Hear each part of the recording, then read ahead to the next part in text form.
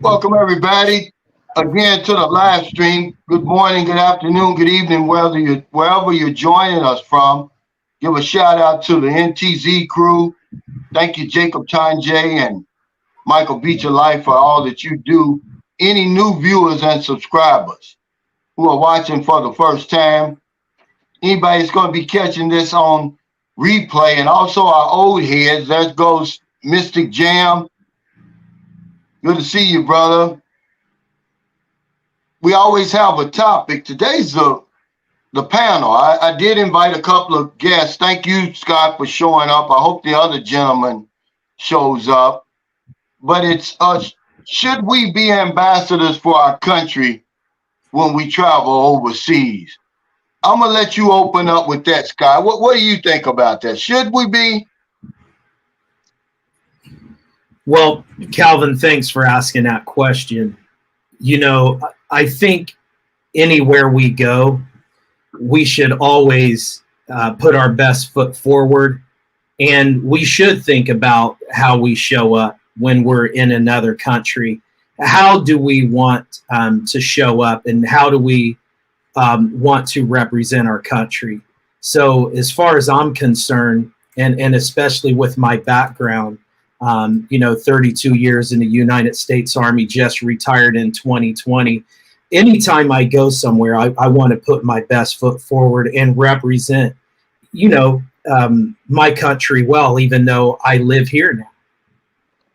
Yeah, and I agree, and I see everybody's agreeing. Then why don't we do it, Scott? Why do we see the foolishness that we see over here, the disrespecting the locals? A lot of us, we walk around with our heads in the cloud, thinking we're better than. We talk down to people. We bring that old attitude over here, and it's like we don't care about the people coming behind us. But I see a lot of it. The more bigger the city and the more foreigners you're around, you see it. But I agree with you. I'm an ambassador for Americans, not just black men, not just men in general, but Americans, because I want them to have a good impression of us, because that's not always the case wherever you go. They look at us, we're spoiled, we're entitled, we're exceptionalists. So yeah, I think it's very important. Great point, now, Calvin. Let me say one thing real quick. The peso is 55.24. That's pretty good, wouldn't you think, Scott? That's pretty good. Absolutely. Yeah, I don't think there's nothing to complain about. But I did want to say this real quick before we get started on this subject, because the last time when I talked about why it's important that Filipinos give you the nitty gritty instead of foreign vloggers, let me tell you why, okay? Now, y'all know the last time I talked about the movie Plane, the American movie about the plane crashing in Honolulu and them being kidnapped by terrorists, right? Well, they were trying to bar that movie and get it shut down in the Philippines. Well, they've succeeded. All right, it's been pulled from the local theaters by its distributor. Now, here's why it's important, okay? Now, this is Senator Robin Padilla on the movie Plane, putting the country in a bad light. He said, this should not be allowed. The reputation of our motherland is at stake. It is acceptable, listen to this, guys, to discuss issues among Filipinos, but criticisms from foreigners should not be tolerated. Guys, they're serious about that over here. That's why I only go so far. I only take you so far. Could I take you further? Absolutely I could, but I don't want to get deported. I don't want to get blacklisted, and rightfully so. But they say it's okay for a Filipino to point it out, but don't you do it. And that's why we should demand more from these Filipino bloggers. I don't want to see another man, woman, foreigner coming over here getting scammed. But they're not going to talk about that for real. They're not going to go in debt about it like I really could. But they would put me out of the country. So that's why we need to demand more. We're giving these vloggers just tremendous support, unbelievable monetary support. But we're getting very little back. It's always better to get it from the horse's mouth. What would you agree with that, Scott? I totally agree with that. And you know, when you're giving over here, I think you have to, in my opinion, if you don't mind, I just think you have to do it with a servant mentality. And really, what should you be expecting back from these people? Why are you doing it in the first place? It would be the question I ask myself, because I'm a person that I give. My dad used to tell me all the time, man, you're too nice. But when you're blessing people here and giving here, what mindset are you doing it from? Are you looking to get something back out of it? Because honestly, if you are, you may need to ask yourself, and rethink that. I don't know if I answered your question, Calvin. Well, I mean, as far as educating us on the Philippines, I can only give you my boots on the ground experience, Scott, okay? And being the person I am, I know better. I know that I can't come over here as a guest and just shoot this country all to hell. I'm not going to do that anyway, okay? But he said it. He said, it's acceptable to discuss issues among Filipinos, but criticisms from foreigners should not be tolerated. So that's what I'm saying.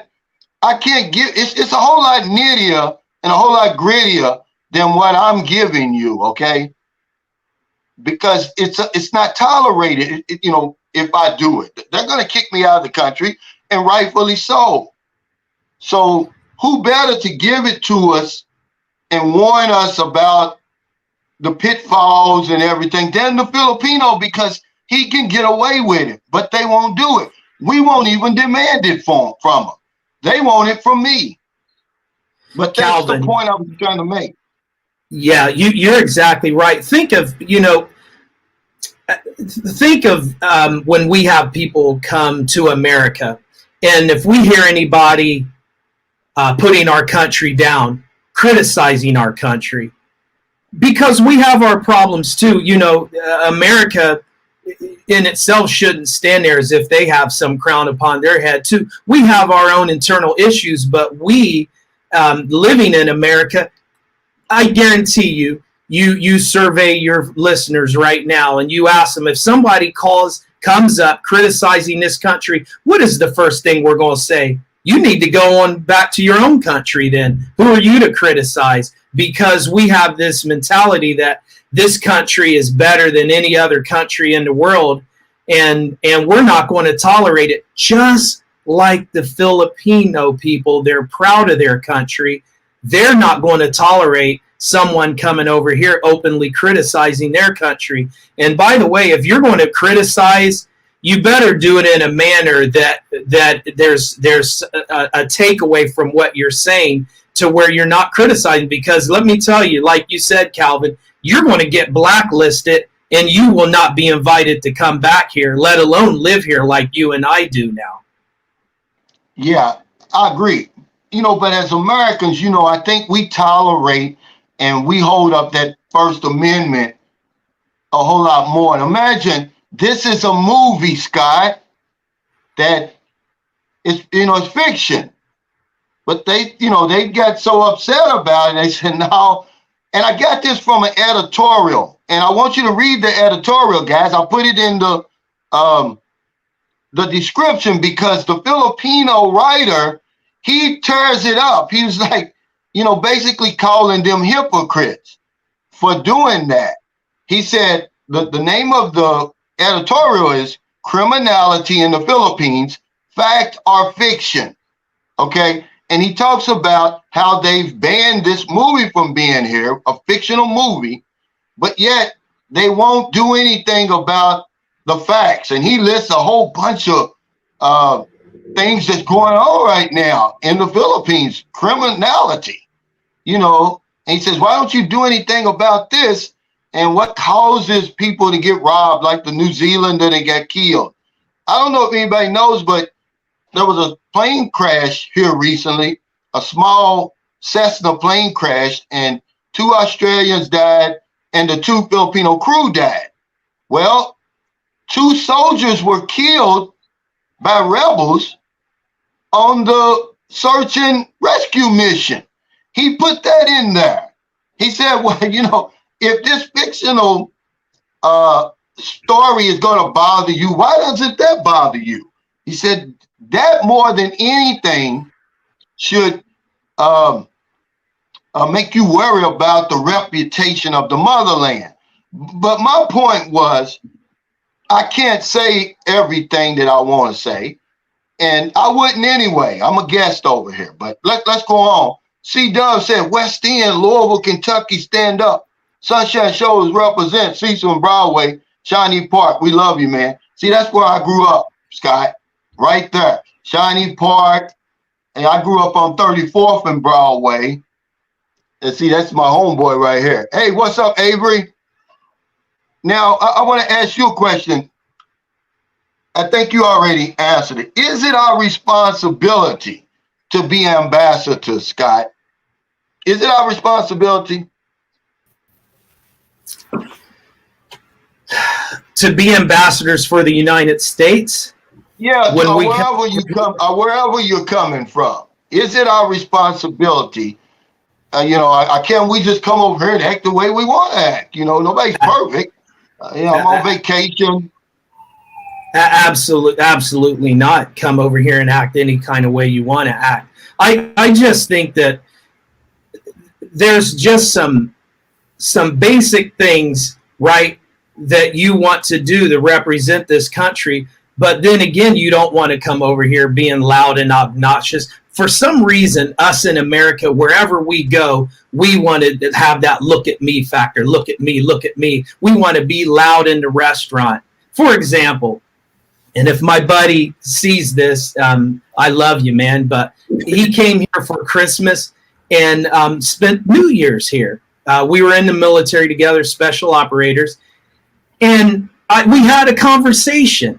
I just had to tell him, Scott, why do you talk so loud? Why do you talk so loud that, you know, you're not only talking to our table, but you're talking to every single table in this restaurant, and you do it on purpose. You want everybody to hear you.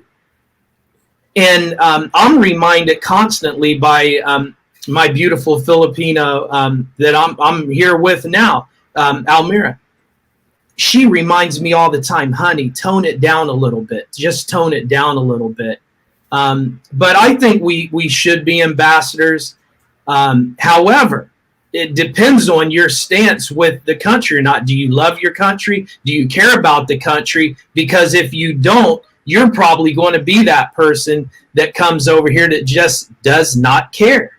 So really, how do you feel and care about your country as a whole? And then that is going to dictate how you act accordingly over here. Right. Now, here, we've got another guest. This is Ajima, and his channel is Ajima's World. Now, he travels mainly, well, you tell him. Introduce yourself, Ajima. Yes, hi. How you doing, everyone? Thank you. I usually travel to South America. Either it's like Panama City, Colombia. So, yeah, so basically that's what I talk a lot about is South America.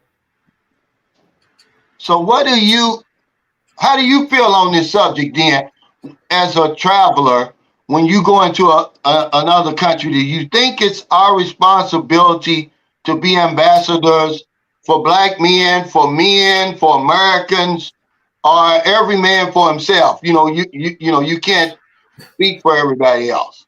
No. It's our responsibility. It's definitely our responsibility. Because when people come up to me and they're asking me, like, where are you from? And I'm like, yeah, I'm from the States. I'm going to try to represent myself, especially for black men. I want to represent us, give a good image, you know, because I know they probably see stuff on movies or on YouTube or whatever, and I want to give us represent us in a positive light, Yeah. And so I always like be on my best behavior when I'm in other countries. It's important to me, It's really important because everybody's watching. Yeah. Now, Mike says, what about black men hating on other black men in the Philippines? I've never experienced that. Now, what I have experienced in the beginning, and this is one of the reasons why I wanted to create a community. I would see a black man, Scott, and the last time I ran into this, I was in the ocean jet, the pier in Tagbilaran, Bohol, coming back to Cebu. And hell, we're probably the only two black men on that whole island. And I was going up to him to talk to him, man. And he looked at me like, man, don't come another step close to me. And I said, okay, brother, and I backed off. Now, I've gotten that before, but as far as hating, I haven't experienced that. Because here lately, a lot of black men have been coming over here. They've always been here. But I mean, they're coming over here now. We're hanging out. We're having a good time. I don't see that. I don't see that kind of hate. Good. Really. That's William White says, true behavior is key. God bless. Let's see. USA International Travel says, hey, Cal from Angeles City now. All right, brother. John Gomez says, wow, it is just actors. This is the industry. Yeah, and see, but I'm going to tell you, a lot of the images are strong, right? Now, this is Scott's business. He knows how powerful images are. How powerful are images, Scott?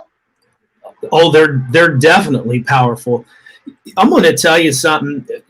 People are looking us up and down, just like when you were approaching that gentleman and he kind of was like, hey, wait a minute, stand off a little bit. But people are looking us up and down, and they're making judgments on us before we even open our mouth. That way, the way our skin tonality is, the way we speak, the way we walk, the way we can talk in conversation with them, they're already judging us, right?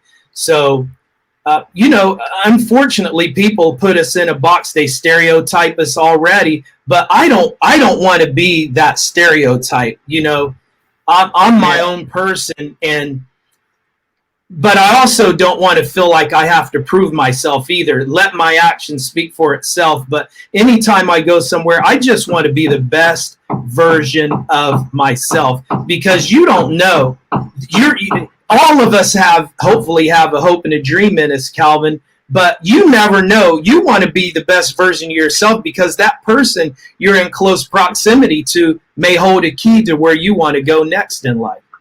I don't care where you are on the planet. Yeah, absolutely. Now we're talking about, the black men, we don't control our image. And see, the one thing that we need to gain control of our image.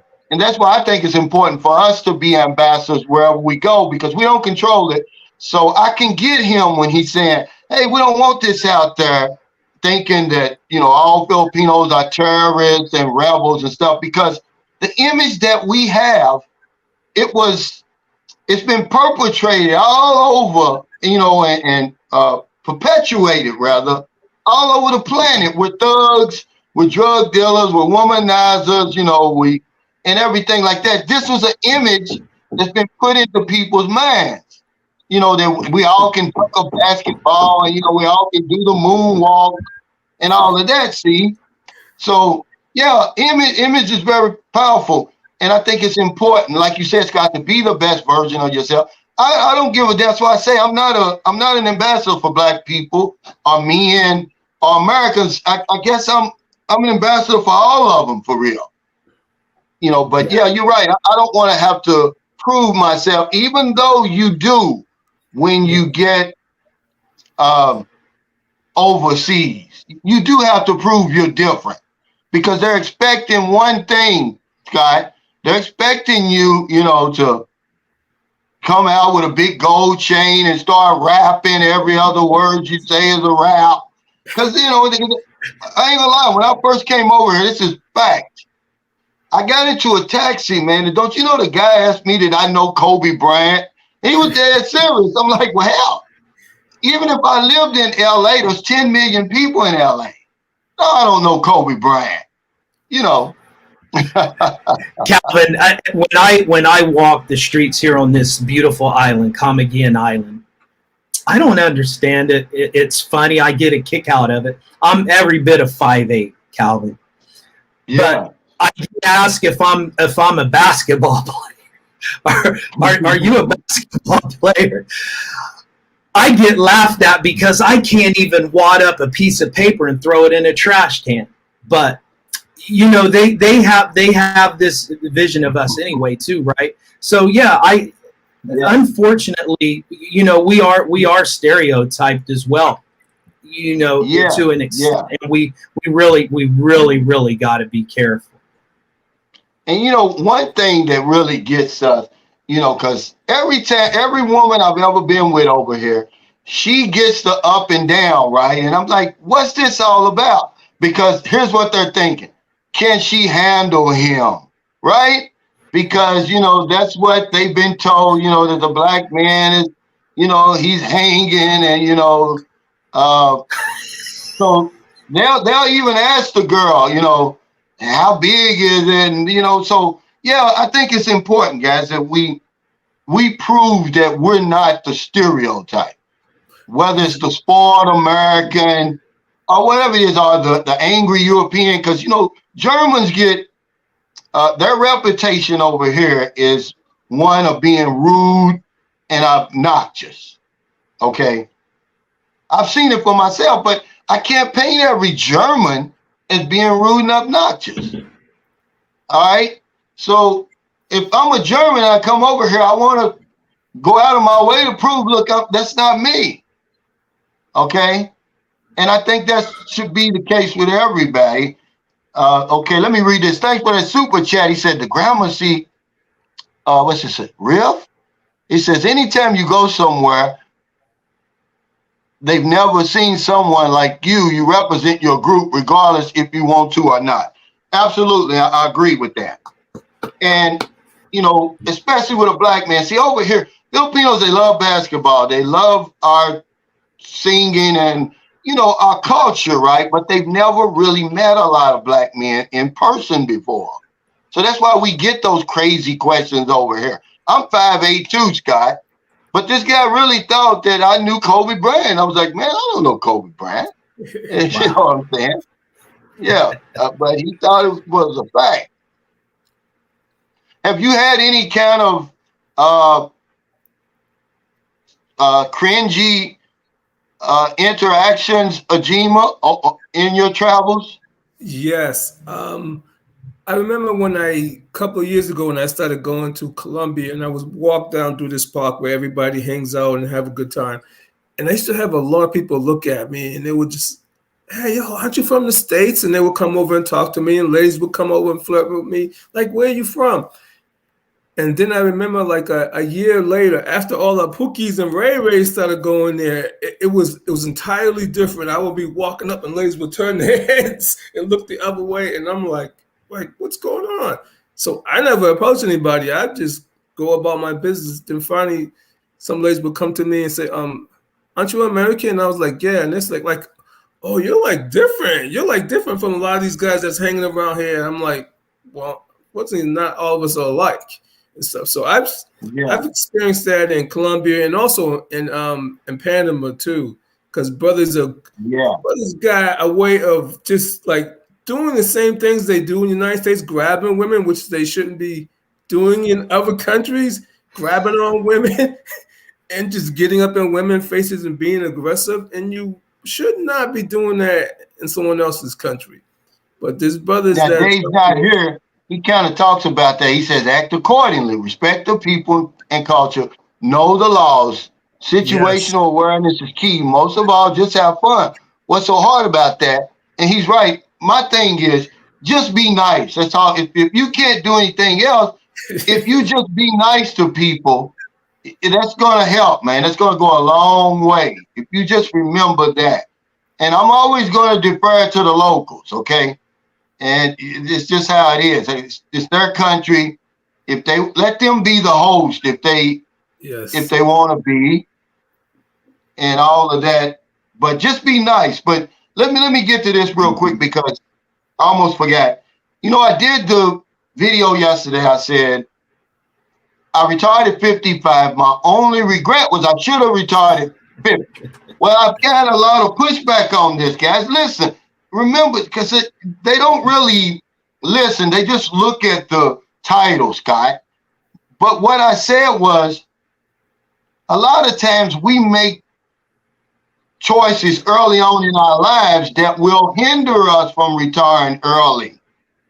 The 30-year mortgage, you know, starting a family so early. Okay, working for the same employer, you know, not saving money. We make a lot of choice. You know, we buy these new cars early on, and, you know, we become these consumers, and we make a lot of decisions early on that won't allow us to retire. But it's your choice. I was just telling them what my choice was. I think that I should have come up with a better plan. 30 years is a long time, man. You should be able to come up with a plan that will allow you to live the rest of your life the way you want to live it. Because some guy said, well, you're not gonna get that much when it comes time for Social Security. I said, dude, you missing the whole point. I got 3 brothers that did not make it to receive Social Security, guys. That's the whole point of getting off the hamster wheel early so you can enjoy life. You don't know how much time you got. You know how much money you got in the bank because we hold on to our money. That's where your treasure is. It's your savings account. You know, you're not worried about your life because you don't know how much time you got. It could all end today, Scott. Okay? It could end in this next minute. But we don't worry about that. He says, oh, well, you're going to get less on you. So who gives a damn? I'm out here living my best life at 50 years old. By the time you get 62, 65, 67, you're pretty beat up. I don't care how you look. On the inside, you're pretty beat up. And I just think it was just a choice of mine, guys. That's all it was. So, you know, it's nothing to argue about. How old were you when you, well, you're not retired, Scott. You're still working. So I did 32 years in the Army. I retired at 50 years old in June 1st of 2020. But I own a leadership company. I'm an entrepreneur. You know, I work with my cousin, Les Brown. I also work with John Maxwell. And, you know, so I do coaching, you know, leadership stuff. But technically, I am retired. I'm just doing what I'm passionate about. So it's not work for me, Calvin. And, you know, I seen your title and I actually love it. Hey, we want to enjoy life now because, like you said, we don't know when our number is going to be called and we're going to check out of here. You know, this is the time to enjoy life now. This is the time to get with friends and family, reconnect with people. Now, I don't want to see you when I'm on my deathbed taking my last breath. Why are you coming around now? We should have been enjoying each other yesterday, the year before, not now. And the best time to plant a tree is right now. Yeah. See, you're exactly right, because here's what's going on with us. Many of us, I put it down here, we learn to live our lives as we choose much too late. Most of us are going by somebody else's ideal. Oh, you retire at 62. You get in the 401k. You know what I'm saying? You save $1 million for your retirement. This is somebody else's thinking. This isn't your thinking. So you get on that track, and next thing you know, you're 65. Your life's passed you by. You may have the $1 million in your 401k or investment plan, but then you die and you leave it to your kids and it's gone in 2 or 3 years.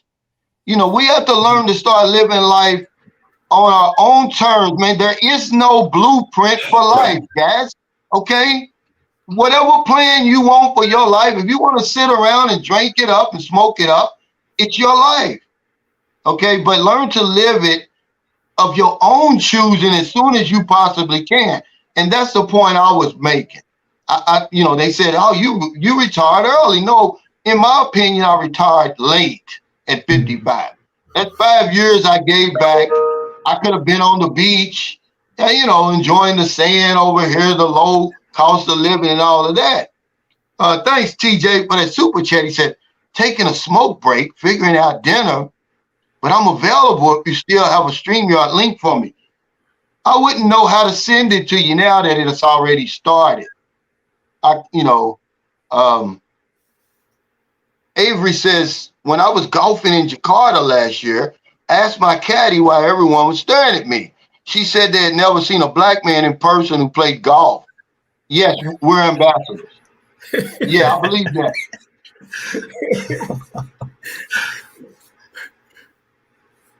Yeah, Kamal said, yeah, that's right. I'm 38 and covered my bucket list by 37. Well, now, Kamal, you need another bucket list because you don't want to be stagnant. That's the worst thing you can do is reach all your goals and then not have a new goal. Is that right, Scott? He's in that business. You always want something to look forward to, man. You got that right. That's right. That adds some meaning to life. Okay, Ajima, when's your next trip? My next trip, I'm gonna do something in April. I'm probably definitely gonna be going back to Colombia. I'll probably do like a week because I have a week off. I'm still working. I'm trying to make my plans to retire. To be honest, I never really thought I'd make it to this age because like I'm 61, and just growing up where I grew up, I never thought I would even reach the C25.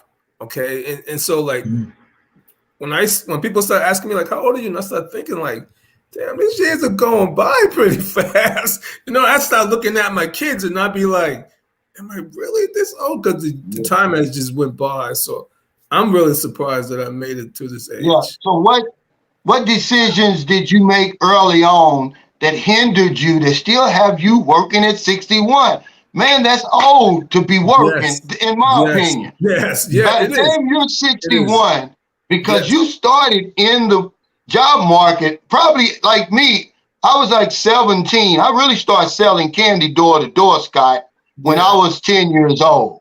Yes. So if that's the case, by the time I got here, that's 45 years, man, So you just say if you came in at 18, that's 43 years, man. You must have made some decisions early on. Yeah. You was living somebody else's ideals because if you're still working, man, I'm not picking on you. No, I'm saying we all do it.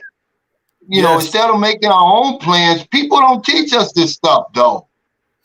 Yes, I was like, because I got married really early at the age of 21.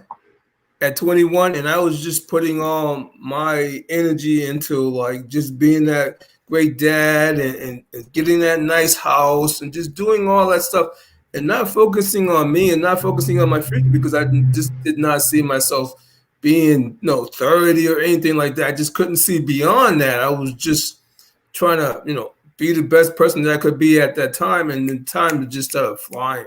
It just flew by. Then I got married a second time, like in my 30s, and then time just started jumping again. Yeah. So, yeah. See, Ryan Scudder, he says, I absolutely agree, Calvin. We've been so brainwashed in the U.S. to define ourselves through our occupation instead of self-development. That keeping up with the Joneses hinders a lot of us from early retirement. So he gets the new Cadillac, then you got to go get the new Lincoln Continental. And, our dreams have been sort of defined for us. I remember my mother used to always tell me, just get a job and stay out of trouble. And that's it. She never told me anything else as if that was going to be the answer.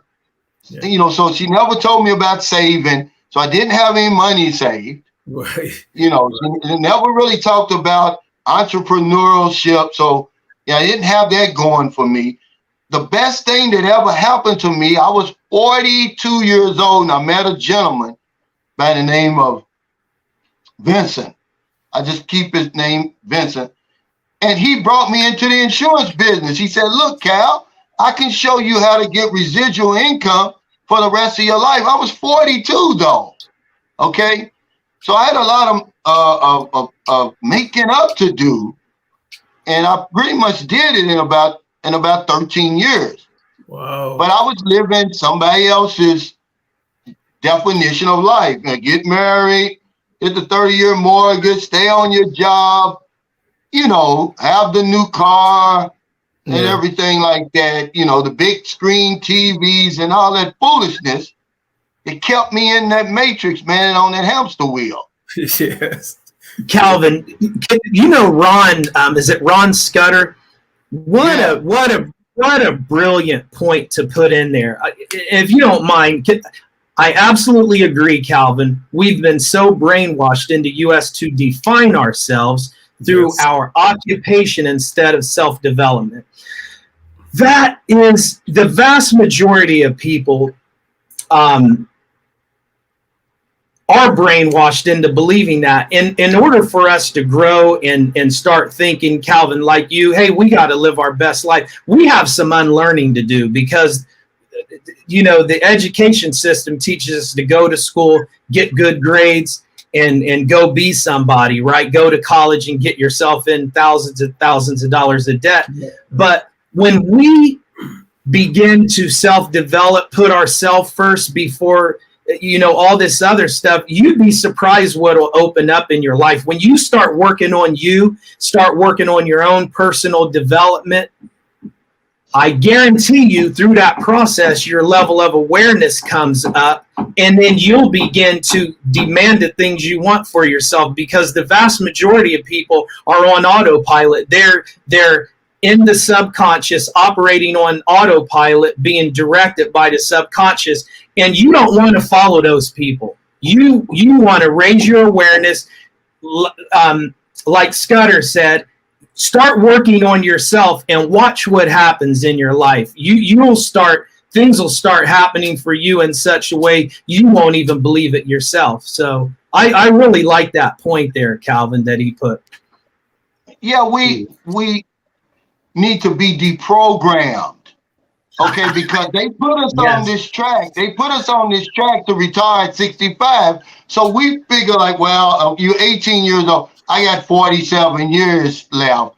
I'm going to slow walk. And I got, you know, we start procrastinating. Yeah. You know, we're not doing the best we can every single day. You know, you're like, that's their dream for you. What's your dream? You know, there's guys over here now who are retired at 40, Scott. They're saying, I don't want the 30-year mortgage, man. You know, they put that in your mind like that's a good thing. Oh, that's a badge of honor. I bought my family a house. Yeah, that's good, but to do it over 30 years, man, your kids are going to be grown and on their own, and you're going to be stuck with that mortgage. There's got to be another way to do it, but we're not taught any other way. Now they come up with the 15-year mortgage, which is probably a whole lot better, but the sooner you start thinking for yourself, that you get the courage to start thinking for yourself, the better, because we're afraid. Most of what's been pounded into our heads was done that way by the time we were 8 years old. So when you become an adult, 80% of the knowledge you got in there is not even yours. It's somebody else gave it to you. Your preacher, your teacher, your parents, well-meaning friends and family, and you scared to move. You know, that's why most of my friends will never, ever think about moving overseas. They think I'm crazy for living here. P. Money said, this man on the news the other day worked his entire life, retired, and 3 months later had a stroke at his house that he was trying to sell. The realtor found him while he was having a stroke. Wow. See what I'm saying? Wow. That happens more often than you think. Silverback Trading says, yeah, enjoy each day that you have. Nothing is promised to you. So why do we live like we're going to reach 1,000 years old, Scott? Where does that thinking come from? Why we keep putting everything off, even making up with people that we hold grudges against? You know, why do we live like we're going to be 1,000 years old? Yeah, you know, because we don't really think about how short we have it here on this earth, and we go through life just casual about stuff, and that is what makes you a casualty. I said it the last time. When you go through life casual and thinking you have all this time, you're going to become a casualty when you're casual going through life. Look, nothing's promised us, and we really have to go after it and go get it. Calvin, many people, you alluded to the hamster wheel, being stuck on this hamster wheel. There are many people on your channel right now that are gifted and talented in many ways. You can fire your boss right now. What are you passionate about? What are you good about? You can make money with whatever you're passionate about.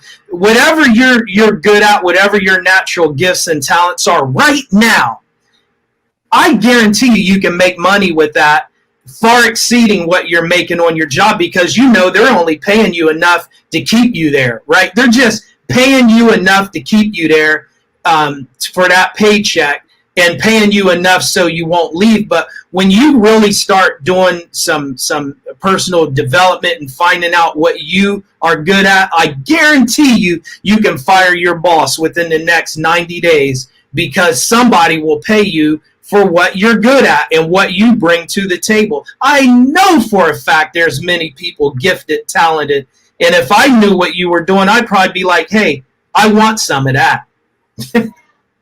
Jay And then Sully said, we want. Jay Sully said, so what do you recommend? Work less, enjoy life more. Easier said than done, but I get what you're saying. Well, first of all, you got to open up your mind. See, most of us, we want the guarantee. And, you know, that's what a job gives you. You know, all you got to do is punch that clock Monday through Friday, and you're going to get that check. You have to take more risks, man. Don't you know I took a risk? You know, I quit my job, man. I started selling clothes, shoes, jewelry out the trunk of my car. Okay, because I wanted something better, Jay Sully. And then in the midst of that, I met this guy, Vincent. I had bought some suits on liquidation, some real nice, expensive suits, Scott. $1,500 suits. I gave $20 for them. All the suits fit him. He was a little guy. He was like a 38 regular or something, right? He said, man, he said, I really like your customer service. He said, you sure would make a great insurance agent. And the minute I heard insurance, I'm like, nah, I don't want nothing to do with that, because you know the bad reputation it had. But he was persistent. He came over my house the next day with a brand new convertible Benz. You know, it was cranberry with the black top with the peanut butter guts. And then the next day he comes over with a Range Rover. He pulls in front of my house and sitting up high, then it starts going down low like that. He steps out, pulls out a big wad of $100 bills. He looked like a drug dealer, but he wasn't. He was an insurance agent. He said, man, I made this yesterday. I earned this money yesterday. See, so yeah. So immediately I said, okay, I'm ready now. You know, they said when the student is ready, the teacher will appear. Open your damn mind, man. Get off that hamster wheel. I was working twice as hard to maintain my same lifestyle. Look, F that, okay? F that. Now I'm living on my own. I don't give a damn what anybody says. Oh, you over there in the Philippines. Why would you leave America? Well, if you want to worry about that, you worry about that. I know why I'm here. Okay, I'm living the best life, the best I've ever known. Okay, but that's one thing you can do. Open up your mind to more possibilities than that damn 9 to 5. You're making somebody else rich because you're afraid to get out here and take some risk. That's all it is. You want that easy money. Well, there's a price for that. I'm sorry. Yeah, sometimes it takes leaving the matrix to see that there's more. Because for me, as a young kid, I always wanted to travel, but I got married so young and I had all this money and it was just always buying things. And then the kids would come along and I was always just buying and doing this and getting that. And like I said, the years went by. But when I finally went outside of Matrix, it just hit me like there's more.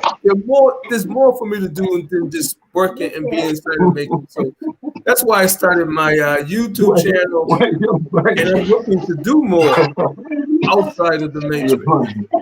You know? Yeah, but see, you're right, man. And I've got that wrote down here. We become consumers, man. They put us on that consumer track early. Yes. And you start buying stuff, man, them big expensive cars. The minute you drive them off the lot, man, they going down. The value goes down. You know, it's crazy, man, that we start doing this stuff. They put you on that. They give you these bad ideals early. It's called indoctrination. And we're afraid to break it. We're afraid, man. So it takes courage to live overseas, right, Scott? It does take courage. But when you investigate stuff, when you look into things, when you get the facts, when you weigh your options, it makes it a little bit better. I did not come here because hey, I'm going to figure it out. I did some research and I got out of that fear. I got out of my own head because, you know, it's crazy that we buy into that fear and then we just sit idle and sit on the sidelines. But it was because of your channel, Calvin, that I kept listening. I was like, who's this brother, man, from Kentucky talking? But when you open your mind up and you just keep coming back, eventually your mind's going to buy into that idea, and those butterflies that are flying around will align finally, and you won't feel nervous anymore. When you start getting the facts and getting information, doing your due diligence and setting fear aside, those butterflies come in line and start flying in harmony like the geese do, right? They're in harmony. And that's why I'm here, Calvin. I set my fears aside because fear will keep you dead in your tracks, in your comfort zone, to die there. And that's not where you want to be in life. Absolutely. It'll paralyze you. It will paralyze you. Fear will paralyze you. Even though, remember, guys, I was over here when I heard this. I was in a taxi going home. I lived in Cebu City. It says 92% of the things we worry about and fear, they never happen. And the other 8% that does happen, yes, worrying ain't gonna help any, you know. So you better start living, because you certainly dying, man. Every day we getting closer yes, to that death, man. And you know, William Shakespeare, one of the best, my favorite. I haven't put it in a frame yet, but I am. He says, what little we know of death, life should be a paradise. And that's the way I live my life now. We don't know what's on that other side, man. You don't know what's coming. Okay, so I'm going to live until I die. Okay, I don't care what nobody says. If I want to have 2 or 3 women over here, if I want to have a 21-year-old, if I want to have a 30-year-old, okay, I just got to deal with that when I'm dead, because I don't know what's on that other side. But I want to read this because this makes a lot of sense too. And this is exactly what I'm talking about. He said, most people don't start seriously thinking about retirement until they get into their 40s. By then, it's a tough grind to retire early. This is exactly what I'm saying. We wait too late to start living life the way we want to live it. All the way up to that, you're doing what somebody else suggests you do. Okay? You know, I was looking, believe it or not, man, y'all think I'm playing. I got my Social Security statement today. All right.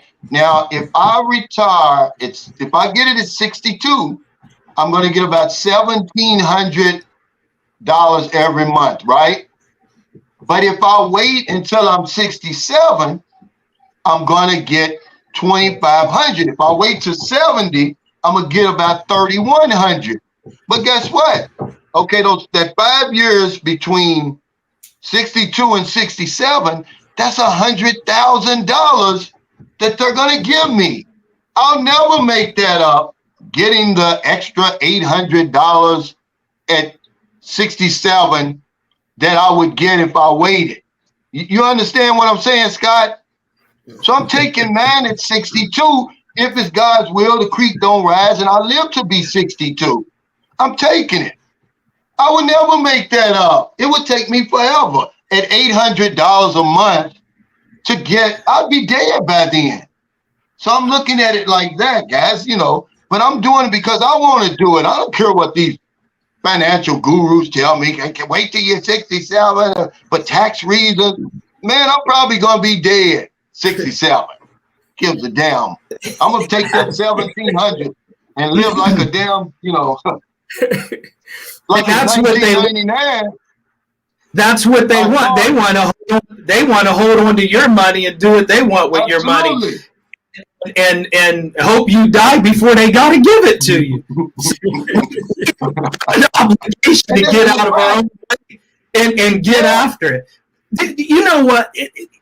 We all owe a death. We all owe a death. We're not getting out of this alive, guys. We're not getting out of this alive. I'm going to tell you. Imagine, if you will, lying on your deathbed and standing around your deathbed as you're taking your last breath are all the ghosts of your gifts, the talents, the passions, all of the ghosts of your talents, that book you never written, that song you never sang, that woman you never asked to marry. Imagine all those ghosts standing around your deathbed, looking at you with angry eyes and saying, you know what, Calvin? You know what, guest? We came to you, and only you could have given us life, but because you never acted on it, you never got fear pushed to the side to live your life and to be the best version of yourself. Now we must die with you forever. And you died not taking risks, you died not taking chances, and you were still in the doldrums of life, not doing anything. We must get out of our own way. We must do what Calvin did and said, you know what, I'm going to take it now. I'm not going to wait till I'm 70. I can't enjoy this. And while we're waiting and running in that hamster wheel, the gap continues to widen. The gap continues to widen. And we're going to find out, if we don't act and do what Calvin said and stop letting fear hold us back, we're not going to be able to make that leap. The gap's too wide. Let's make it now, and let's run on the other side of that gap to whatever it is that we want in life. Calvin, that is why I'm here. I get out of my own way. I listen to your information. Information without application leads to fascination, but information with application leads to transformation. I've been transformed because I applied what you said. I pushed fear out of the way, and I'm sitting here in beautiful Camiguin Island, Philippines, loving life. Absolutely. Charles C., thanks for that super chat. He said, the U.S. is one big hamster wheel. Want that new house or car? How's your credit score? To have a good credit score, you have to be in debt. Need insurance? Sunshine, shoulders are planned, sacrifice, and retire early. Bravo, man. This is what I'm saying. But to be honest, a lot of us have bad examples, Scott. We have bad mentors. Yeah. So we follow people at an early age. I want the big Cadillac. I'm going to get a job down at the factory. I'm going to get the pension when I retire, man. And you see what the guy did? He died. Well, he had a stroke 3 months after retiring. But I was working at DuPont Chemicals. The guy was at the top of the union board. Okay. All he had to do was come there, the seniority board. All he had to do was come there, make coffee, clean up the break room, and earn about $30 an hour. Okay. He did that for like 40 something years, retired, and was dead within a year. I want to think it was a month. Okay. And, that's what I'm telling you guys, Why give up all that time and don't be able to enjoy it? Don't be able to enjoy your life. I mean, okay, if it don't work, there's no shame in going back and redoing your plan. But to not try at all, that's certain failure. Okay. The only thing that most successful people have in common, I'm telling you from my experience, is how many times they failed over and over. Most of the people watching me right now, you're afraid to fail. So you don't even try. Oh, what's the point? It's not going to work. I'm going to fail anyway, so I'm not even going to try. Okay.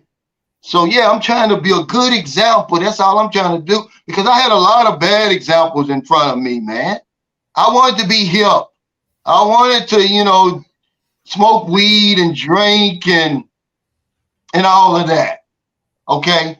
I wanted to have multiple women and, I want to do as little as I possibly can, thinking I'm going to get something in return, man. I had some bad examples, guys.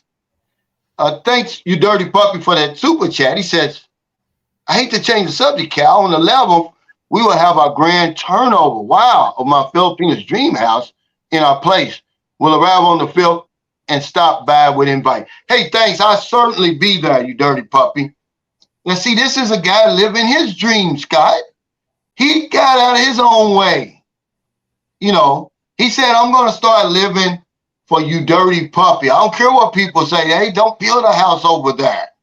Are you crazy? What are you doing moving to the Philippines? Don't you know this and that about the Philippines? He was like, look, man, I'm living life on my own terms. Okay, if you want to sit back there, and think your life away and hesitate, and who wants a hesitant life? Yeah, it's not going to get you anywhere. Scott, we can't hear you. Yeah, we have to stop doing that and basing our decisions on what other people think and tell us about anyway, because they're not the ones who got to live with the consequences of whatever it is. So why do that? What I mean? Don't do that. Yeah, that's what I mean. It's just like being in jail and then the guy sitting next to you, he's trying to tell you how to get out of jail. It's like, well, get your own damn self out of jail. Well, you worrying about me? But that's what we run into out here. Hey, Franz Prasio Jr., thanks for that super chat. He said, what's up, Brother Cal and the panels? You guys are right. I've watched my father, who worked all his life and died at 61. He never got to see a dime from his Social Security. See, and man, my heart goes out to you, man, because my father died at 61. See, I've got examples in front of me. The reason I started changing my way of thinking.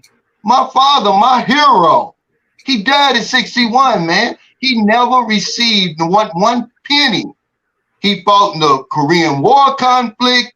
He did all of that. For what? Only to die at 61. So, yeah, man, you better get to living now, man, because you certainly died. All right? Yeah. And I promise you, man, all that old hesitating and all that, just jump. I mean, what they say? Shit, I get off the pot. I'm sorry. Okay? Excuse my language. But that's what you're going to have to do, guys. Because that's what I did, man. Now I'm over here. I'm living a life, really, that I never knew existed. I mean, it's 82 degrees every single day. If I want to go to the beach today, it ain't going to cost me nothing. It cost me about 300 pesos to get on the bus, ride down to Dumaguete, catch another 300 pesos over to Siquijor Island, and just be there and sit back and, on the white sand beach and watch the waves come in. What is that? About $15, $12 or something? TJ Johnson said, actually, there's a relatively consistent set of circumstances attached to success of a certain level and beyond. Malcolm Gladwell's Outliers is probably the seminal title on the concept. You Dirty Puppy says, I retired at 62 for $800 a month as a hustler, loving cash. But he still works, making cash. Okay. He said, get busy living or get busy dying. Yeah, 82 degrees. Yeah, that's year round. But my point is, only you can live your life, man. You know, stop living somebody else's life. This is a discussion I have with Merlin all the time. You know, this is your life you're living. I don't want to live your life. We can live together, but have separate lives. You like to be, you know, this is your hometown. This is where you grew up. This is the life you wanted, but it's not the life that I wanted. My life, I like to travel around. I like to stay busy, you know. But yeah, start living your life. Dave Dakin says, condolences. I lost both my parents in 21. I'm 61 years old. Yeah. Retired 2019 says, I'm enjoying every day being my own boss. Dana Middleton says, a good life has a lot of common sense involved. Michael McFarland says, it's all about to take that first step. Most won't take. Now, yeah, what they say, 1,000-mile journey begins with what? One step? One step, yeah. That's the Chinese proverb. But we won't take that step because we're afraid. Fear paralyzes us, guys. That's the reason why you stay on that job. That's the reason why you stay in that old thankless marriage. Because you're afraid to get out here and try something different. We're stuck in our ways. The older you get, the more imprisoned you become. Until you break out of that prison, that self-imposed prison, by the way, guys. Okay? Y'all think I'm playing. If I wasn't living it, I wouldn't be on here talking about it. I'm living it. I gave it all up. I sold everything. I said it's do or die for me. Either I'm going to go over there and be happy as hell and recreate my life. I'm going to die here at 55 years old. Wow. Yeah. Our Philippine Journey says, Calvin, I don't always agree with you, but today's conversation is very true and accurate. Kudos. Well, I wouldn't want anybody around me that agrees 100% with me. I don't want to be surrounded by yes men, our Philippine Journey. First of all, I'm not going to learn anything, and you're probably going to let me kill myself agreeing with me all the damn time. So, yeah, thank you. I don't want anybody to agree with me all the time. Yeah, I don't agree with me all the time. Yeah, the first step. Okay, Ajima. Now, where do you live, Ajima? Well, I'm here in Boston, living in Boston. And some things that you said that was interesting too, because I've been working a lot. You know, we talked about this. I work a lot, and I also work a part-time job. You know, just to keep extra money coming in. And I've been working real hard to get my own house because rent is like crazy in Boston. And I just keep working and working, saving and saving, and then I come to find out, okay, I can get this house, but if you're gonna get a real decent, you know, house in Boston, it's gonna be about like $700,000, and I'm like, ain't no way I'm gonna get a $700,000 house, so I gotta go out like an hour and a half away, and then I gotta travel back and forth, and I'm like, I'm doing all this to buy my own house. And then one day I was talking to a young lady in Colombia, and she was like, "Oh yeah, you're getting a house." I said, "Yeah, I see one, but it's an hour and a half away." And I told her the price, and she was like, "What?" She says, "My house is." She sent me the numbers, right? And it was actually $35,000 for a house in Colombia. Yeah. And I was like, Yeah. $35,000 for a house in Colombia. She goes, "Yeah, I got a really nice house." And I was like, I gotta stop trying to get a house in Boston. I gotta stop making plans to find a house in another country. So that's what I'm trying to do. I'm trying to get a house or a condo in Colombia, Panama. It's probably gonna be Panama, but yeah, I'm not even gonna go into all this debt at my age to get a house outside. Absolutely. It's not even the money we're talking about. Okay, you're 61. They're going to give you a 30-year mortgage, okay? At some point, you're going to retire, man. You're not going to work till you're 90. How you going to afford to pay the mortgage? How you going to afford to pay that mortgage when you're 80 years old? Exactly. So it's okay to still have that goal, but you may have to rethink it. You may have to tweak it a little bit like I did. I got a new house over here. And all together with everything, I spent about $35,000. It's all over now. There's no, it's the same dream. I lived my dream. It's just 8,000 miles away. But remember, the earth is my home. I don't limit myself to the United States or somewhere else. The earth is my home. If I want to build a house over here, I'm going to do it in Colombia or wherever, guys. We got to expand our horizons. Get out of that dot that you're living off of. Yes. You're living on a dot like this. Okay? The world's 197 million square miles. Louisville, Kentucky, where I grew up, is 334 square miles. Let that sink into your mind. Is it a wonder why I was so damn frustrated? Is it a wonder that I was so limited in everything I was trying to do? Just because I couldn't get a job there, a business there, a woman there, a house there, doesn't mean I can't get it, guys. It's probably out here somewhere on that other 197 million square miles. There's no shame in that. Right. Okay. Highwayman 75 Travel says, out of 100 people who say they're moving to the Philippines, about 10 go. I keep telling everyone just to make time. Well, I would say it's 1 out of 100, maybe even less than that. Okay, maybe 1 out of 500, because it's a long way over here, and that's why the Pookies and the Ray Rays don't make it over here. It's one of the reasons I moved way over here. They're going to show up in the DR. You're going to look and you're going to see them in Mexico. You're going to see them in Jamaica. They can say us nowhere. The people who make it over here, Scott, and you're a perfect example. They're well established, man. They got their minds together. I've never met a Pookie or Ray Ray over here in the Philippines. White, black, Asian, or nothing. The guys who make it all the way over here and decide they're going to stay over here, most of them, man, they're well established. They got it together. You better have it together. You coming all the way over here and shit. Come on, guys. Pookie and Ray Ray ain't coming over here. John Gomez said 2 weeks for my first step, Cal. Retired 2019 says over 70% of Americans are overweight. I'm going to age well. Hillbilly in Asia says March 16th for my first step, Cal. Scared, but I need a change. Absolutely. Yeah. Market focus and F fear. Be the star of your own story.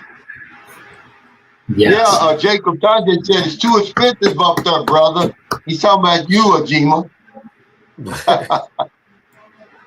Kamal says, I'm back in Greater Boston right now. No way I would own property here. But hell, he's 61. He's talking about buying a house, a 30-year mortgage. Man, you a bad boy, because if you're going to stop, you're going to break down at 70. I don't give a damn how good a shape you in. You're going to break down at 70. Then you got 21 more years to pay for that house, man. Yeah, you better rethink that plan. Oh, no, that plan's dead. Like I said, man, I got plans to Colombia, Panama. That's what I'm looking at now. I'm no longer thinking about it. It's because it's not getting any better. The interest rates is going up high. The price is still going up high. You know, you got people coming in from everywhere that got money and that's buying up everything, and it's not getting any better. So I'm not even. And see, this is what I think my channel's better suited for this type of content anyway, to start people to rethinking their plan for life. Okay, you know, the women, guys, it's nothing to worry about over here. You spend too much time worrying about the woman, and you don't even have a plan when you get here. I met a guy at the meet and greet. He's like, Cal, I should have listened to you, man. I should have had an itinerary when I got there. He said, I haven't been anywhere but me and her looking at each other in the hotel. Yeah. Well, that's joke, you know. I agree. So I gave him my itinerary. I agree. I told him what to do. Hey, thanks for the super chat, you dirty puppy. He says, I built a villa for a family of 8 in Calvin's place, but St. Carlos City, for $120,000 cash. An investment for the kids. Keep it simple. The house after 2 years of build is worth more than I am into it. And he's exactly right. The property over here, Scott, I don't know if you know it or not. It always goes up. It never goes down. Okay, I got 1 more year, and I've already paid for this house in what I would have paid in rent over here. Okay, so this is where I'm telling guys, sometimes if you got skins in the game, if you married, if you got a family, okay, it's okay to buy a house over here. All right, because when you die, you're gonna give it over to her anyway, even if you die in America. I mean, well, you can't take the house with you, but he's exactly right about this. Okay, 120,000. What did you say, Ajima, the houses was running where you were? A one family would be like 750,000. Wow. See, that's a big difference. Yeah. If you're talking 2 families, it's way over $1 million. I mean, like, this is like the area where I grew up, was like a black and poor black and Spanish neighborhood. Houses now in those areas, it's crazy. Everybody's buying them, and they're turning everything into condos. They're buying all these family houses, and they're turning everything into condos. So it's kind of really hard to find a single family. And if you find a 2 family, and it needs work, that's probably about still $2 million. So it's crazy. You get like an hour and a half away, 2 hours away, and it's not worth it doing all that traveling to. So I've been gave up on about a year and a half ago, and I started like, this is it. So I'm just stacking it and trying to prepare. Somebody had said to try to buy buy some property and have some Airbnbs, like probably in Colombia or Panama City.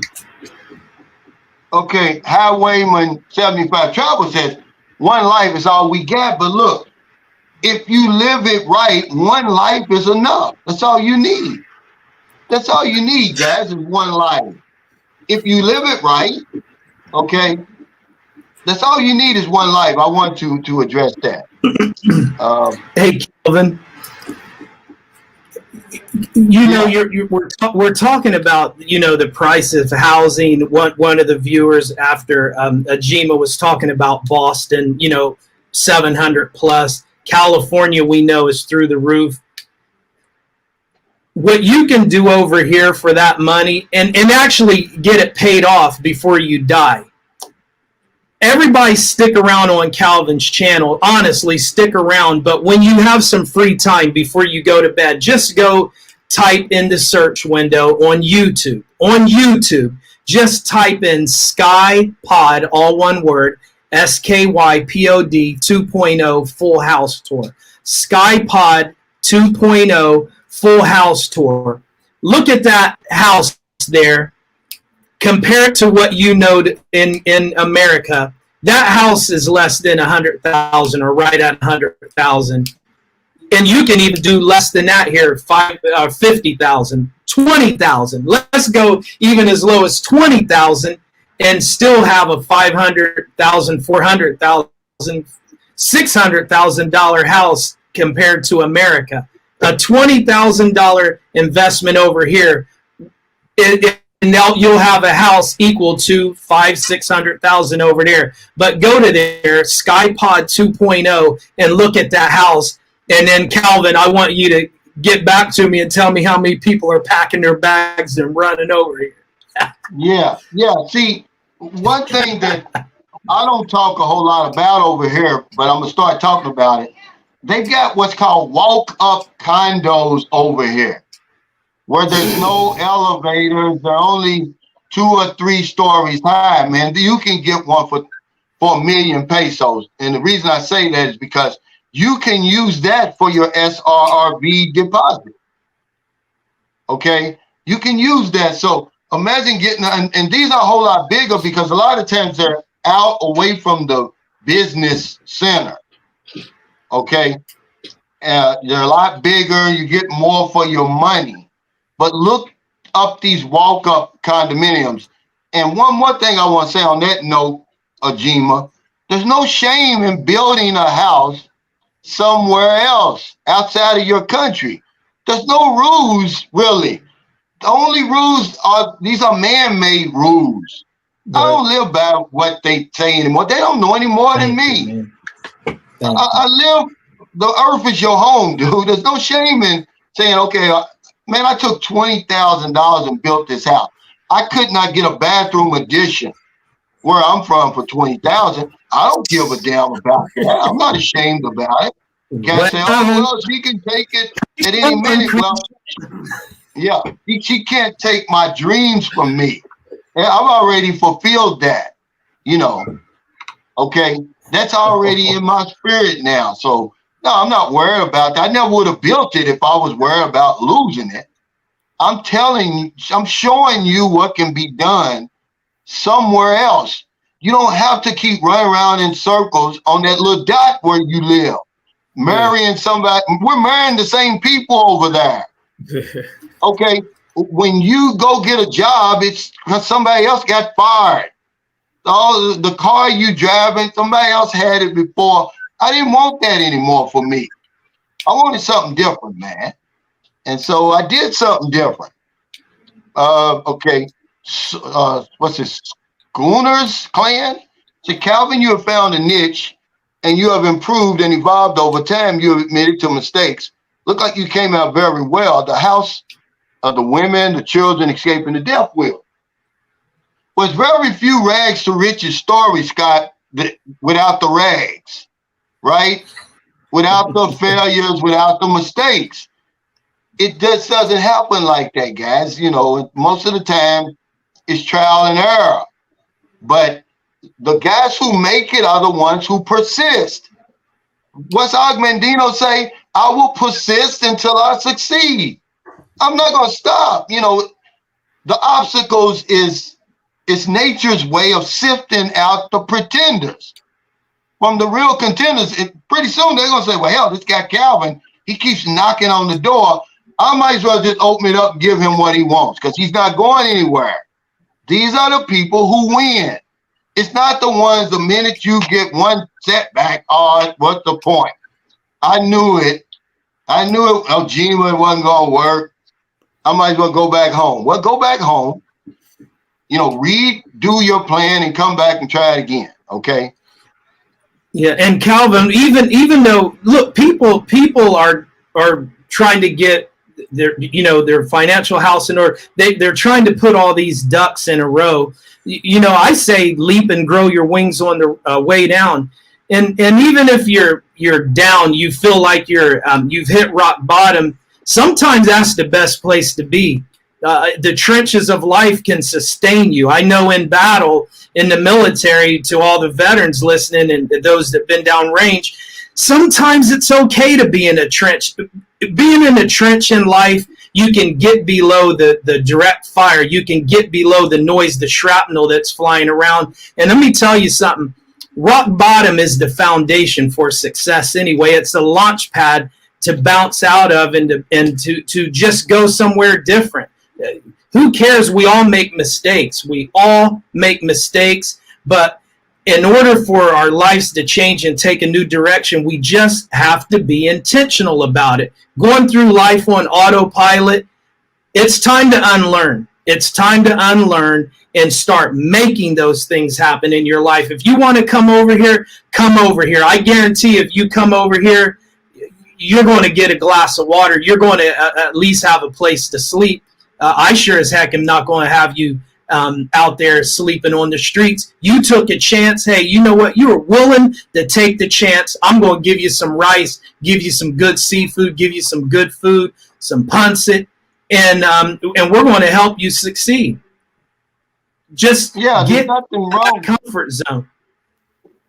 There's nothing wrong with failing your way forward, because now I'm not going to help you if you come over here, you stand in the bars in English City, you're drinking all day and all of that stuff. You know what I'm saying? But if you come over and you earnestly try and your plan fails, and I'm going to help you make it back.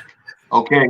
I'm going to put that out there right now. See, but if you're going to come over here and screw your money up and, just living, frivolously, I don't have a whole lot to say, but as far as being an example, I think that's what my channel has been over the last 2 years. It's nothing more than that. It's just saying, okay, here's another option if you want to, but just because the Philippines is not for you, don't come over here and knock it and discourage somebody else from trying it. Just say it's not for me and back out of there and go and find wherever it is for you.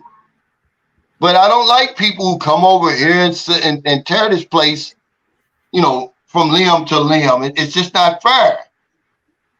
All right. Our vote says, amen, Brother Cal. 20,000 would not get a bath addition. I'm a general contractor. Can't wait to build my own house over there. Remember the story I told you the other day about when the Native Americans sold Manhattan to the Spanish? They sold it so cheap because they didn't think you could sell land. So you might as well. It's like saying, I got a couple of clouds for sale. You want about, so it was a joke to them. Okay. And that's the way I look at it, man. I can live anywhere I want on this earth, man. As long as I can make my own way, guys. Y'all got to get out of that American exceptionalism. If you don't, you're going to get caught in that prison, man, over there, thinking that there's nothing outside of America. There's nothing better out here. That's bullshit, man. I'm telling you now, it is. I love America, but that's not the only train on the track, guys, okay? Excuse me, Calvin. I think I tried to send the link to you, private chat. I don't know if you're able to see it. What is this? That's the link. Okay, yeah. All right, let me put it on here. Let me copy it. And then I can I can't even, let's see if I can. See, I used to be able to, okay, post comment. Here it is. Okay. I'm going to put it up here, guys. And if you want to get on here, let me know. Wait.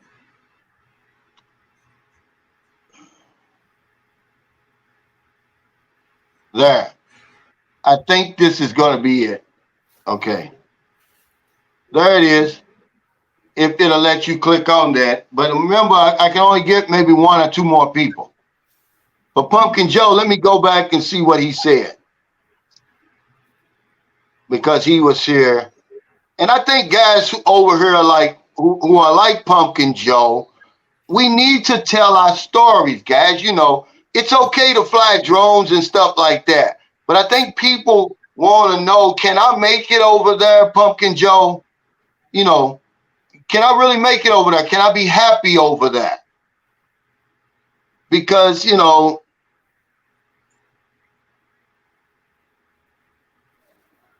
okay, let's see. I wanted to see what he said because it made a lot of sense. But there's that link. Mm-hmm. Okay, here it is. Pumpkin Joe says the men who come here don't come on a whim. Something is driving them hard enough to spend years prepping to make this move. I didn't come here for sex. I came for happiness and sanity. Well, if you say this on your channel, you're going to get more views, Pumpkin Joe. If you transmit this, okay? Let's see who we got here. I'm only going to go with the people who have a face, guys. If you don't have a face, I'm not going to put you on here. I'm sorry. Okay, we got a couple of guys. Introduce yourself. Hey, Introduce yourself first. My screen name is Mr. Pirate Brain, but my name is David Moore. Okay. Yeah, And who do we have? I'm from Baltimore, Maryland. Baltimore. Yeah. Baltimore. Now, who's the beautiful woman we have? My name is Yvette McCardo, and I'm in Houston, Texas. Oh, wow. Oh, I'm in Texas right now, too. Yeah, I'm in Austin. Yeah. Now, let me ask you, Yvette, are you Filipino? No, I'm Puerto Rican. Oh, okay. So do you have any interest in moving outside of the States? I am. I watch you every day, Calvin. I watch you Oh, day. wow. Yeah. Now that I really appreciate that. You know, I'm flattered because I didn't know women. YouTube tells me that 93% of my viewers are men. So yeah, that really, I'm really impressed. Thank you for that. Now, are you retired, Ellen? Oh no, did I lose you? Oh, I'm sorry. Are you retired? So I would have been retired, but I was wrongfully terminated after 30 years of service. Wow. Wow. Wow. But see, that's the matrix. Wow. See, that's the matrix for you right there. Yes. All that time you put in. I want to put my story out there. I want everybody to know. Yes. Yeah. Well, what I'm going to do is, why don't you put your email up and I'll bring you on here and let you tell your story. Okay. Just me and you one-on-one. And I'll let you tell your story. For sure. Thanks, W Secrets of Success for the super chat. He said, Cal, I always get a good laugh from you. No drinking or tricking if you want my help getting back home to the States. Yeah, no, that's real talk. I help anybody, but if you're over here, wasting your money, wasting your time, and then you want a handout to get back, I'm going to send you to the embassy. They deal with that over there. Okay, thanks, Charles C. It's like I'm hearing a whole bunch of everybody like talking. I'm going to tell you what that is. Somebody has their YouTube on at the same time. Turn your YouTube off, guys. You close your YouTube. That's what's causing that. Okay, how about okay? Yeah, I'm just on my phone. Okay. Yeah, but if you got your YouTube open somewhere on there, it's going to make that echo. Charles C., thanks for the super chat. He said, back on topic, we are ambassadors of our cultures and countries. Some of us act up because we don't know better. Yeah, somebody's got their YouTube on, guys. Well, not me. Okay, how about Yeah, am I my brother's keeper? Should we advise Pookie in that moment? Well, I think, Charles C., that we should set an example. Because sometimes, you can't fix stupid, really, sometimes. That's just how it is. Okay, but you can set an example. And the other day, some people came to my meet and greet, and they said when they got here, they said everybody had something good and nice to say about me. See, that's the legacy I'm trying to build over here. So when Black people or Puerto Ricans or Latinos show up, it's not the stereotype they used to seeing. Mm-hmm. Yes. They're not afraid of us. Yes. See? Now, what kind of work was you doing, Elat? So I worked for Continental Airlines until they merged with United. So I originally started in California, and I used to live in the Philippines. Calvin, let me just mention, I come from a military background. So I lived in the Philippines when I was like 13 to 16. So I got on with Continental when I was 24 and went from California to New Jersey and then New Jersey to Texas. And I've been here since 98. And just in 21, as I said earlier, I was wrongfully terminated. So at that time I was 53. coming out to this new world, resumes, interviewing, recruiters, the whole thing, right? So being that I was wrongfully terminated, they stole my retirement, but they could not take my pension. So I got my pension, I paid off my house, and now I owe the IRS. Oh, wow. So as I'm listening to you, as I'm watching you, my head is going and I'm saying, does that mean, hey, I got it. Does that mean I have to stay here until I pay the IRS off? So now let me just I'm skipping around. So now I'm looking for a remote global job so that I can get to the Philippines. Just Yeah. sooner than better. I mean, you know what I mean? Like, so I'm currently unemployed. I am living on my pension, but I know I could sell this house. For sure, I could sell this house. They're texting me every day wanting this property. So I'm thinking, do I sell this, get my money, pay the IRS, and get out of here? Period. Is it just that easy? Calvin, are you going to tell me, is it just that easy? Because I will start spinning the wheels. And I don't want y'all to be emotional, but yeah. It really is that easy because it's your life at stake. What's more valuable than your life and your sanity and your peace of mind? Not a piece of property, because you can buy a house over here.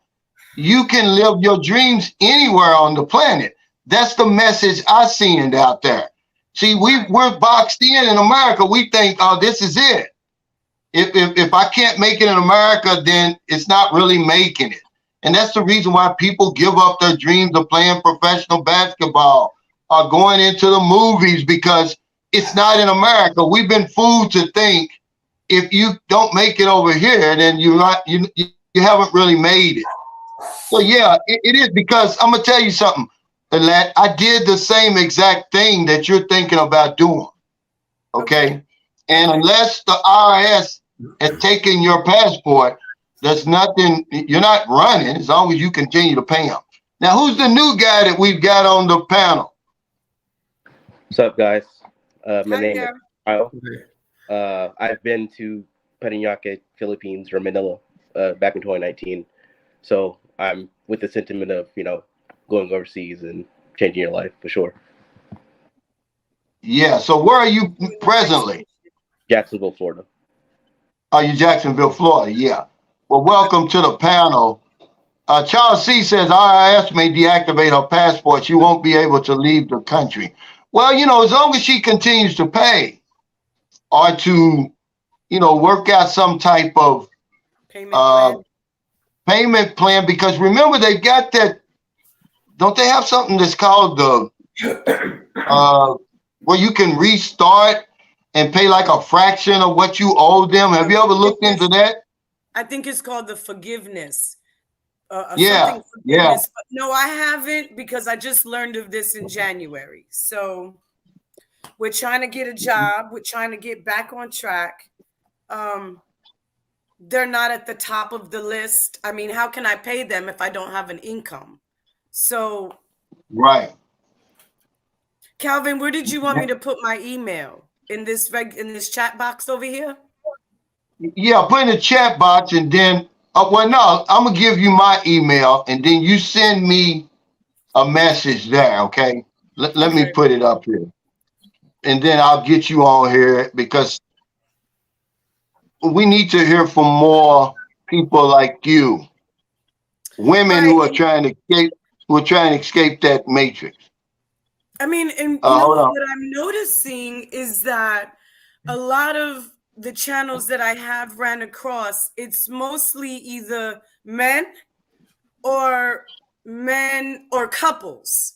And I don't see a lot of single women, at all. So, yeah, I would love to just really. I'm gonna give you a Facebook group too. It's called Brothers and Sisters in Thailand, right? It's a lot of of single women moving to Thailand. Okay, and you can kind of get some information from them about how they're going about doing things, because you know, people are starting to wake up to the fact that there's a whole lot of life out here, that you know, the United States is not the only ones having fun. It's not the only place where you can be happy. And this is what I had to wake up to, because I was under the same illusion that, you know, if it's not American, then, you know, I don't want nothing to do with it. But Calvin, I've gotten rid of that real quick. Can you, or can anybody kind of tell me, obviously I have dogs, right? And I have 6 of them. However, they're little. How is that, like, I can mentally process packing up my house, or, you know, just getting rid of, I can process all that, but what about my animals? Well, that's probably something you'd have to talk to. Obviously, you can put them on the plane, but that's probably something you have to message the immigration about. I know people who brought their dogs over here. Okay. That's good enough. Now, Raymond Walker says, I'm looking for an assistant. How quickly does she think she can come to the Philippines? You see how God works? It's just testimony. Yeah. I can't answer that this minute. So now, brother over here from Jacksonville, Florida, I'm sorry what your name is. Do you have plans on getting away from America, or what's your plans? Honestly, ever since I went in 2019, for sure. I'm in a medical field, so my plans is maybe do something like a medical coder or things of that nature, do something remote. I'm definitely getting over there. I kind of want to test it out, maybe stay there for like 6 months to see if I like it, and then decide there if I want to move on long term. So for sure, once I went in 2019, American ain't it. I already know. Yeah. How old are you, by the way? You seem like a young guy. I'm 30. How old are you? 30. Oh wow! See, you way ahead of me. At 30, I was still chasing that American dream. What kind of advice you have for a young man, Scott, his age? Calvin, this is the time to explore these opportunities and do it now while you can. Tomorrow's not promised to us. And when we continue to live in fear, we're just going to do that. We have to pull that anchor up and get moving. So at 30, absolutely. Come over here and check it out. I did it. Thanks to Calvin, listening to Calvin. And now I live here now. You know, we have a beautiful house looking over the Bahal Sea. I don't know if you guys can hear all that racket behind me, but the contractors are here. Some of you that looked at that SkyPod 2.0, I put that glass that you see on that SkyPod 2.0. We're putting that in our house right now so we can look out into the Bahal Sea and the volcano here. But do it. You know, 30 years old, now's the time to do it. You don't want to go through life and have regrets, Calvin. Absolutely. That's the way I look at it. I wish I had see, the thing about it is he says that they don't have 30, there was no opportunity for 30 years. He said opportunity for 30-year-olds today were not there when I was coming up. Yeah, see, you can get a job over there like Elette is saying she wants to do, where she can work remotely. See, a lot of people are doing that over here. I've got a guy, he's retired, he's 62. I don't know if he's getting his Social Security or not, but he's working remotely in Bohol. He's earning about $2,000 US per month. His job is in America, but he's got the good internet, he's got the good connection, see, so he's earning about $2,000. Yeah, this would be something I always tell people to do, because there's no jobs over here. And you have to have a certain type of visa to apply for jobs over here. You have to have an SRB over here. You have to be a permanent resident. And there's really no jobs because they're not going to pay you what you're used to earning.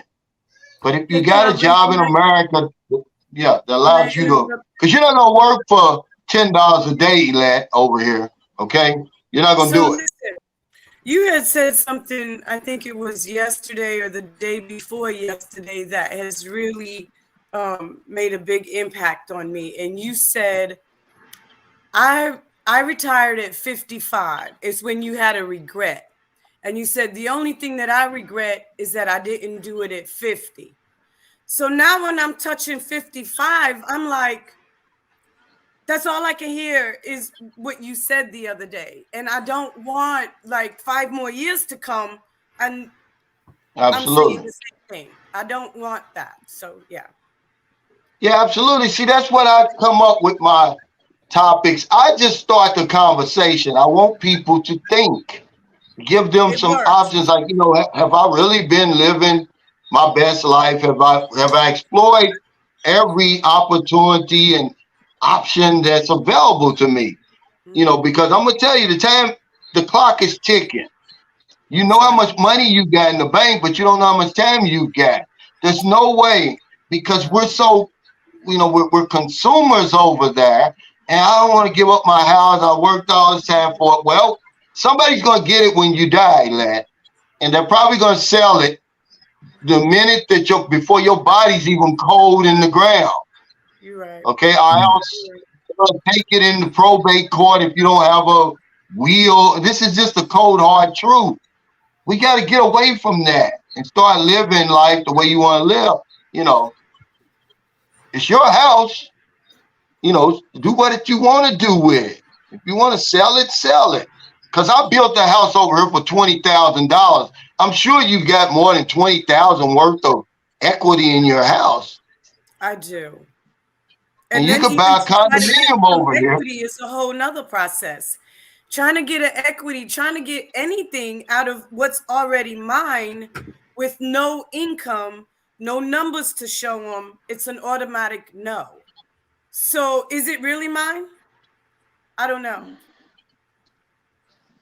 Secrets to Success, a public service announcement. I highly recommend everyone to first go visit the country you are thinking about moving to prior to selling everything and moving there. Don't jump out the frying pan into the fire. Yeah, you know, all things being equal, you know, that's what I would suggest. And I believe everybody does that. Yeah. Don't jump out of and that's great. That's great advice. And thanks for that super chat. You know,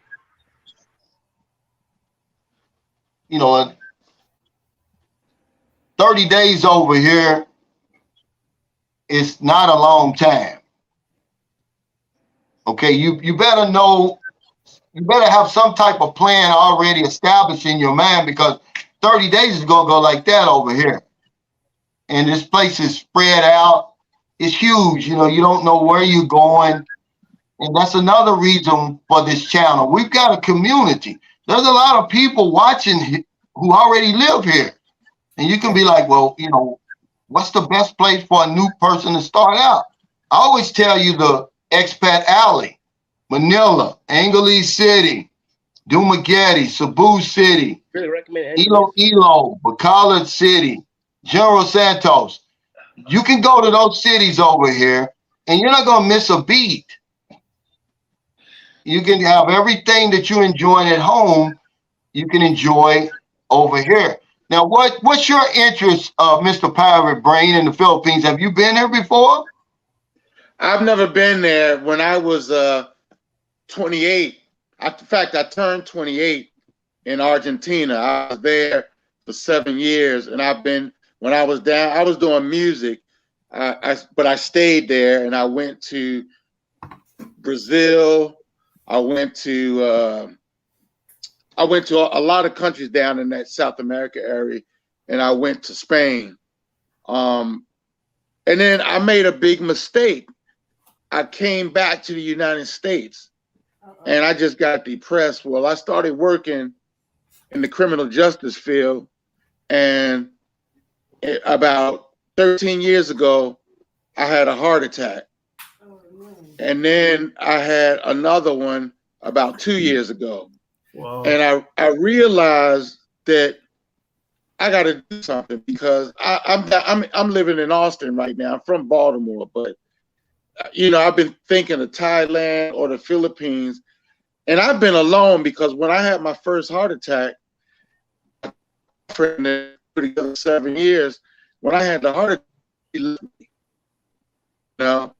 and it's a terrible feeling that the climate inside this country will stay together. They don't look at each other as couples, most part. And man, I don't want to be alone the rest of my life, to be honest with you. And I was just thinking about, I want to move to, I've checked out, but I'm thinking I want to move to the Philippines and get married again. And I want to sell a house and build another house. Yeah. Now, what about your health? See, that's one thing that you're going to want to probably be concerned about. How well are you after 2 heart attacks? I'm pretty sure that your diet has changed. I'm sure you don't drink or smoke anymore, and you're doing. Drink more. Yeah. Now we've got a new person on the stream. Introduce yourself. Yo, what's up? My name is Squall, and 26. How you guys doing? Good. All right.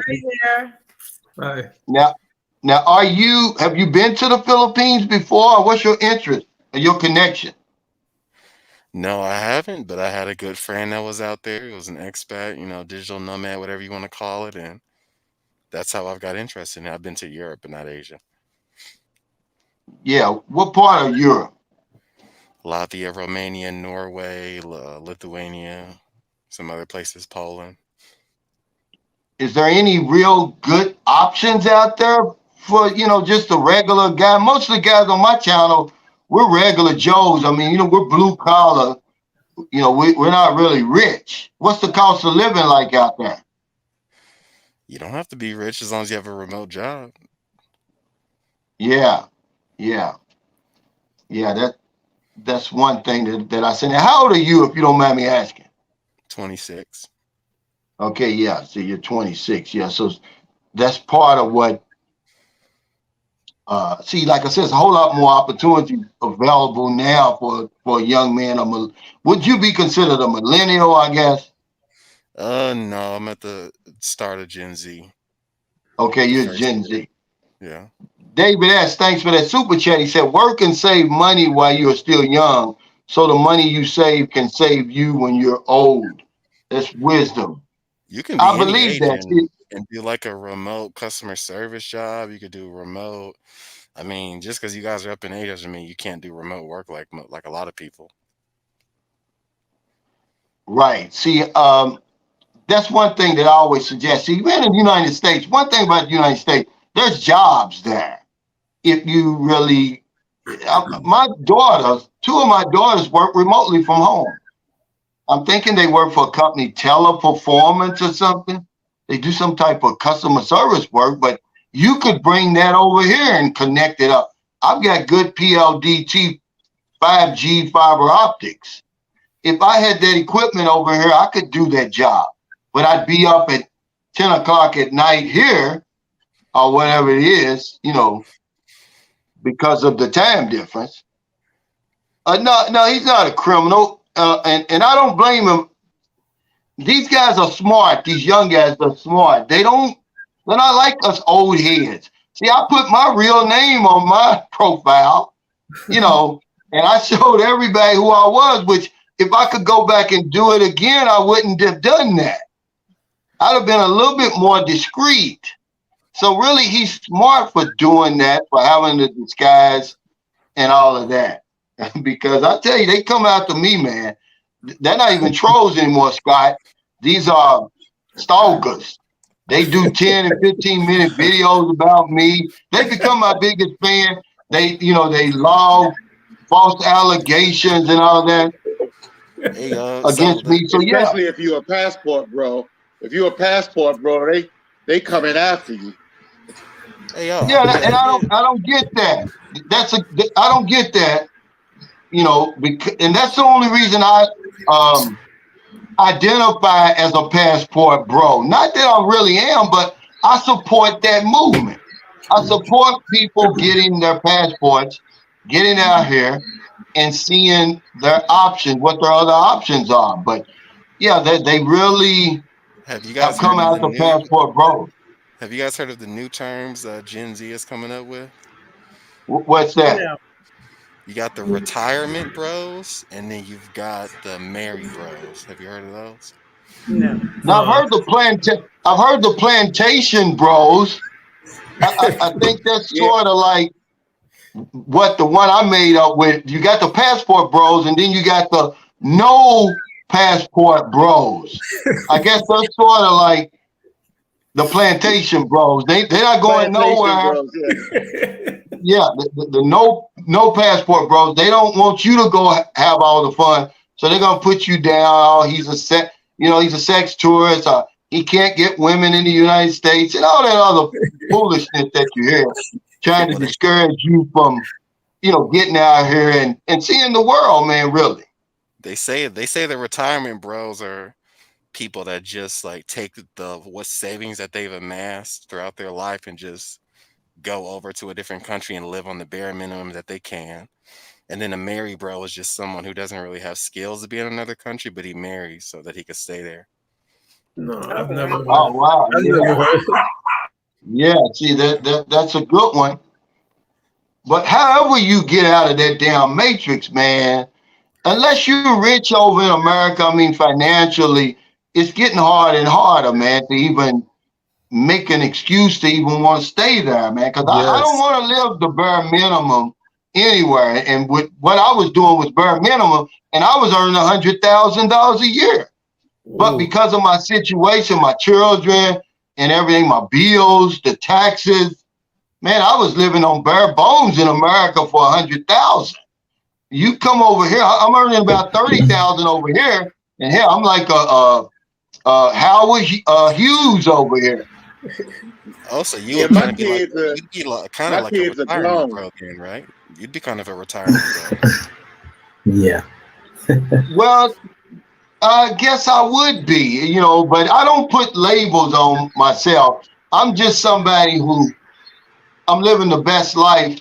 I'm living my best life. I connected the dots, and it just turned out that the Philippines was better off for me, than a lot of the other options. And when I came over here, I was earning about $1,900 per month, which that's not bare minimum. I don't live on a bare minimum. I got a brand new house I live in. I built a guest house for my subscribers. We own the lot that the house is built on. Just bought another lot across in Cebu. So I wouldn't consider myself a retirement bro at all. Because no, I don't live on the bare minimum, but there's nothing wrong with that if that's all you got. Because that's what I tell people. They say, well, how much money do I need, or how long should I stay? Look, bring as much money as you can afford and stay as long as you can on your first trip. That's what I always tell people, because it's never long enough. When you come to the Philippines, you're going to be like, man, I should have stayed longer. Yeah. What advice would you give to someone like, say my age, let's say, 20s, maybe even like the last guy, 30? How do they stay out there long term if they're not a retirement bro? Let's say they don't have an option like you. If they're not a marry bro, and they just marry any woman that they can to get a visa, how would they stay in Thailand or Philippines long term? Well, you already said it. You work remotely. You're in the United States. They're basically coming over, knocking on your door, giving away these jobs. You can get a job there. I come over here, not in the Philippines, but places like Thailand, different places. You could teach English. I know a lot of people are doing that. Okay, but it's a lot of opportunities for a young person who, knows what they're doing with the computers and everything like that. But I would say work remotely. Okay. That's the only way you're going to stay over here. Great point. Yeah, Calvin, that's a great point. I have a friend, he left high school in the 11th grade, disappeared off the face of the earth. Where he ended up going was Thailand. Well, the way he earns his living is he teaches English over there. Now, he's not asking for a lot of money, but he created a school over there, and people come and learn English from him. And working remotely, absolutely. If you think about what we've all gone through the last 2 years, 3 years, think about it. You were in some way able to put food on your table. You still paid your internet bill to work remotely. So that's what I was alluding to earlier. You have already something in you that people are willing to buy. Find something that you can do remotely and come over here. Our internet bill is $20. We have no water bill. The electric bill is no more than $58 to $60 every single month over here. So if you can work remotely, I do it. I own a leadership company, Fortune International Seminars. I work with my clients. I coach them. I mentor them. I'm going back to the U.S. in a couple of weeks because I have some seminars to do. I'll be in Orlando. I'll be in London, England in April. But I do everything remotely. This office, this podcast room that you see me in, I'm sitting in a walk-in closet right now. I'm sitting in a walk-in closet, and I'm making things happen here. The room upstairs, yeah, it's going to be a recording studio / podcast studio / audio and visual studio. When Trisha goes off to college, she'll be in Cebu tomorrow, matter of fact. But we're making it happen over here. We know that we can win because look what you're doing in America. And it's rough over there right now financially. Things are skyrocketing, but you're making it. Think about what you could do with your gifts and talents working online over in a place like this. Building a house for $20,000 like Calvin did. Calvin has that video up on his channel. Go check it out. See what Calvin built. See how far your money can go. Let go and grow, guys. Quit letting fear dictate your life. Like the man in the mask said, you can work remotely, and I'm telling you, it can happen for you. It can happen for you. And I'm going to trust and believe. I'm believing in that. So I'm trusting all of that. So y'all remember my face, my name. Yeah. He says, is Elette considered a passport gal or what? No, we don't put labels on anybody. But I think that women have, believe it or not, women have a distinct advantage over here because when you come to the Philippines as a man, they immediately look at you as a sex tourist until you prove otherwise. Mm-hmm. Women get a pass over here. Women get a pass. Okay, and then they're looked at as a novelty because there's very few foreign women who actually come here by themselves.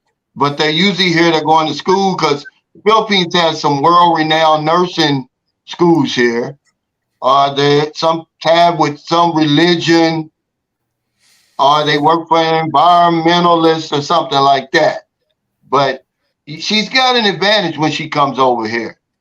And of course, she's probably going to be single. That's a big advantage. Mm-hmm. All right, because you're only taking care of you and your dogs. But we got a new member. We got a new member on the panel, Hybrid 711. I've never seen his face. I've seen him comment. What's up, man? Okay, I got the mute off. I'm good. How are you? How's everyone? Good, thank you. We're doing great, man. I decided to show my face. I'm always commenting. I want you to see I was a real person. Absolutely. This is my first time on any live stream. Welcome. Wow. Me too. Welcome, man. Yeah, welcome. Thanks. Hey. Any questions for me? Yeah, where are you? Where are you right now?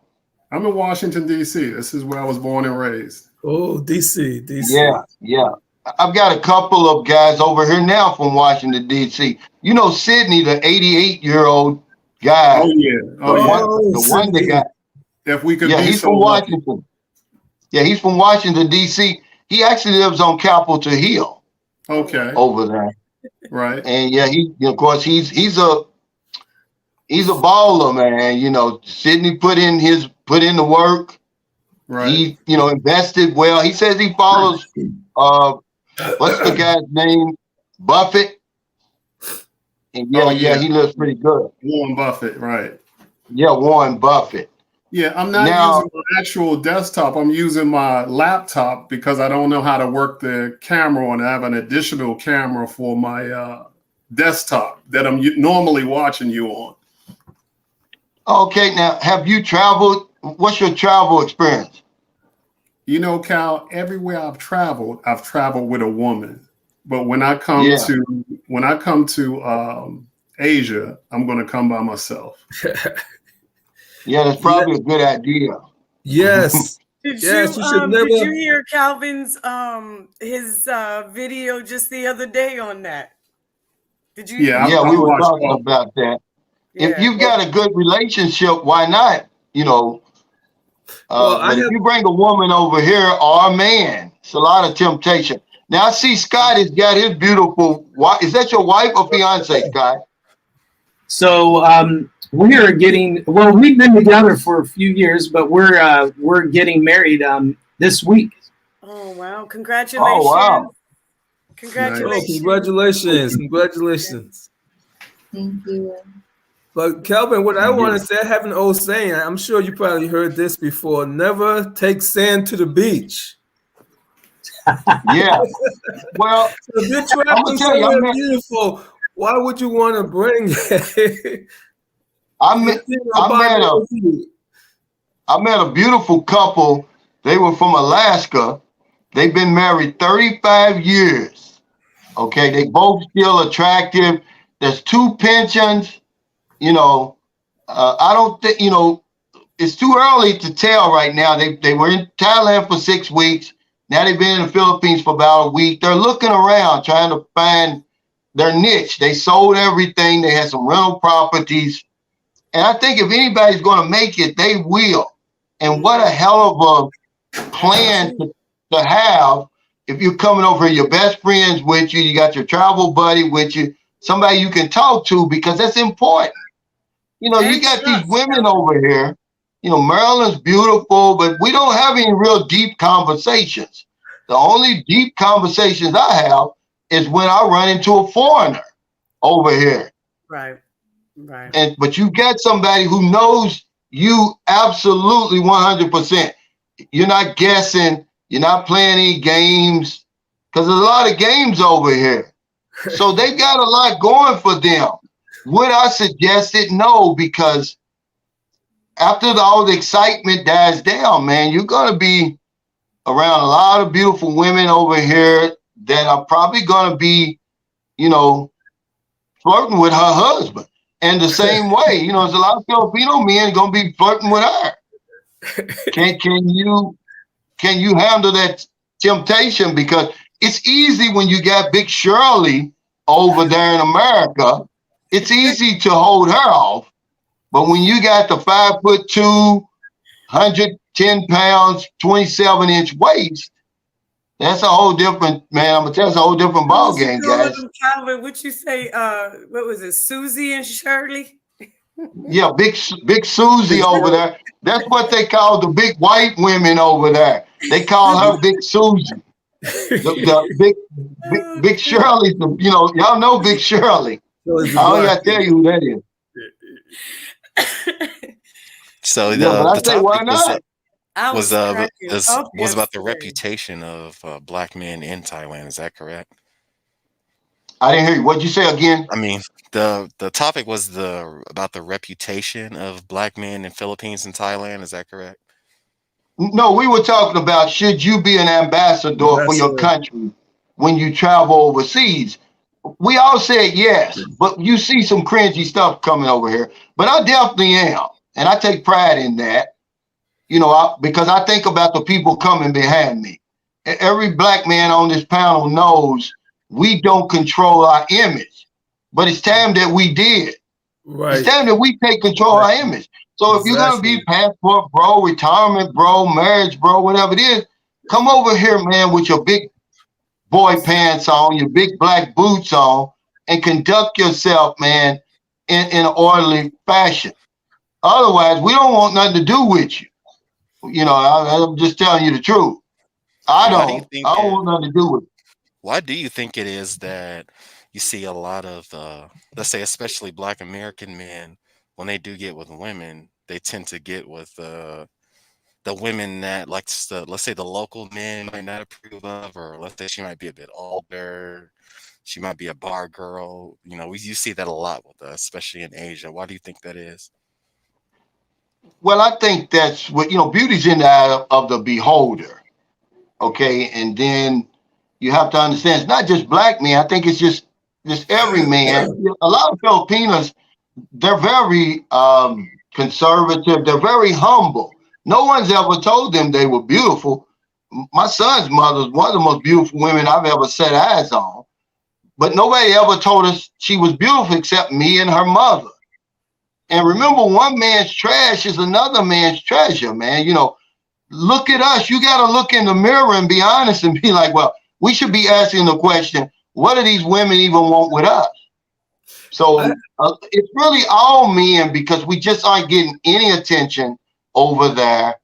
And I don't want a 59-year-old woman. I'm sorry. And it's nothing, no knock on you, Elat.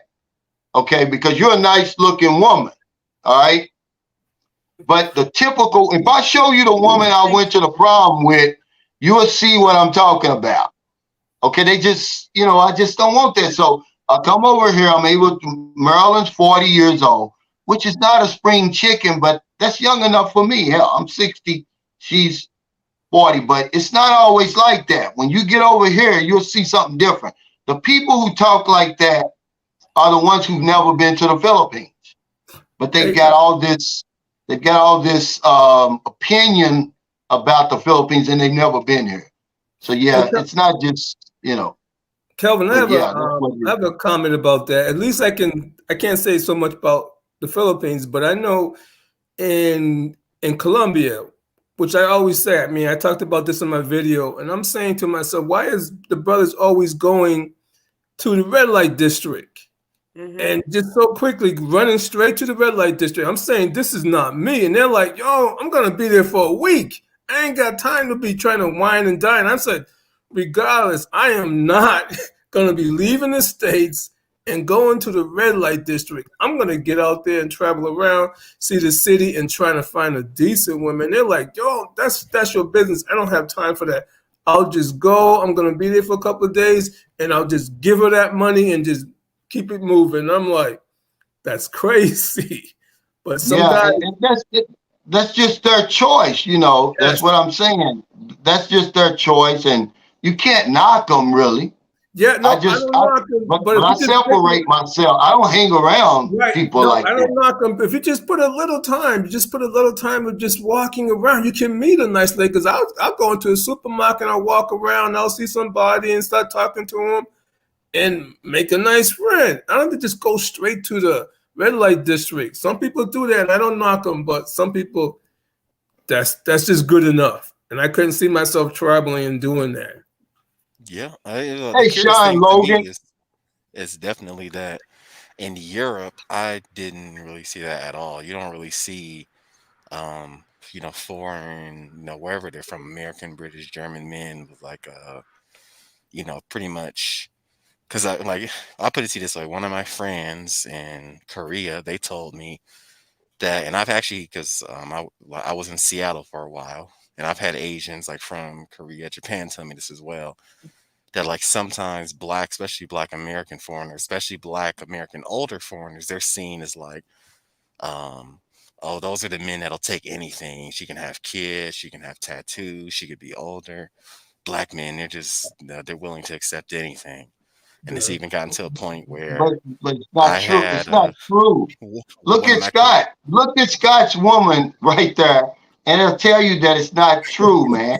You know, it's just not true. I'm just telling you that it's not, guys. You know, you have to come over here, boots on the ground, and see what's really going on. Here's the thing about it, guys. It's this We were talking about this the other day. It's this white supremacy thing. It's okay if guys go over in Europe and Denmark and Amsterdam, all those places, and go to the red light district. But if you do it in the Philippines or Thailand or one of these brown countries, then they put you down for it. Don't you know they got whole tourist industries built around sex over there in Europe, but they raise it up for some reason. But over here, if you do it, they put you down for it. It's all it is, guys. You know, it's a double standard. But he's lying. Look at the beautiful woman he's got. Yeah, he has You know, beautiful, I'm not on see. beautiful. Here's the thing with me, and I tell guys all the time, I don't give a damn what you think. I'm living my life over here. I didn't come over here to prove anything to you and nobody else. That's why I left America, to get away from that. I don't, I don't care what your woman looks like. She's not my woman. Your woman don't make love to me at night. My woman does. You know, I don't care what kind of job your woman got. It doesn't pay my bills. All that old competition and stuff. This is why I left America. It's foolishness. It's shallow. And I've gotten away from it, man. You know, anything they say about us over here, it's not true. When you see a black man in the Philippines, he's got his shit together, okay? You don't see just any black man over here. Now, I don't know about English City and all those places, but the black men I associate with, 10 times out of 10, they got it going on, bro. I'm just telling you how it is. They got beautiful women. They got their pick of women. We can go anywhere in the world, black men can. We choose to come to the Philippines. They can't come to America. We can go to Colombia, we can go to Brazil, we can go to Romania, we can go anywhere, but the black men who come here, we choose to come here. And we're nothing to play with, guys, you know. It's just how it is. So let's quit with all that. It's not true. Hey, Calvin, you know, several years ago, Sean Logan, who just made a comment on your channel here, we were in Las Vegas. And we were at our favorite Asian establishment eating some great food. And there was some beautiful Asian women that came and sat down at the table next to us. Now, call forth those things that are not as though they are. I'm telling you. So I turned to them and I said, hey, can I ask you guys a question? I said, why is it that the black man can't get a beautiful Asian woman? And I said, what is it? I said, what's the problem? Without hesitation, without a pause in her breath, she turned to me, looked me in the eyes, and she said, maybe it's you. People are people wherever you go. Maybe it's you, sir. And I sat there and it knocked the breath out of me. And I said, wow, you know, how are we carrying ourselves? How are we conducting ourselves? People stereotype us black men. Oh, they couldn't get a bomb woman over in America. Well, if you change the way you think and change the way you act and stop acting like a childish fool, you're going to get what you want. You can have what you want. You can attract that person that you want, not only in America, but people are people wherever you go. They just want to be treated with respect. They want to be, if you're within close proximity, just say hello to them. Don't be so stuck up in thinking that you're not good enough. You're not good enough because you are good enough to have whatever you want in life. But I sat still for a long time. I went on the Appalachian Trail and I sat still for a long time. And Sean told me a while back, he goes, have you ever looked to a dating site? I laughed at him, said I'd never been. So, you know, I got on a dating site but the very ideal person that I was looking for, man, my buddy can vouch for this, is sitting on my lap right now. Be careful what you wish for. Call forth those things that are not as though they are. And she was looking for me. This isn't a fling, guys. We've been together for years now, and here we are this week. We are going to make it a deal. But you also have to stop playing games and stop going to the red light district. You are more than you even think you are. So stop going there settling for the dirt, settling for less. Yes. You're more than enough. You're more than enough, guys. Everybody on this call is more than enough. You can have whatever your heart desires. Not just women either. Absolutely. Yeah, I completely let agree me with tell you, that. because she certainly is not the bottom of the barrel. That's a fact. I think Yeah, that's why There's we have Ed Travels.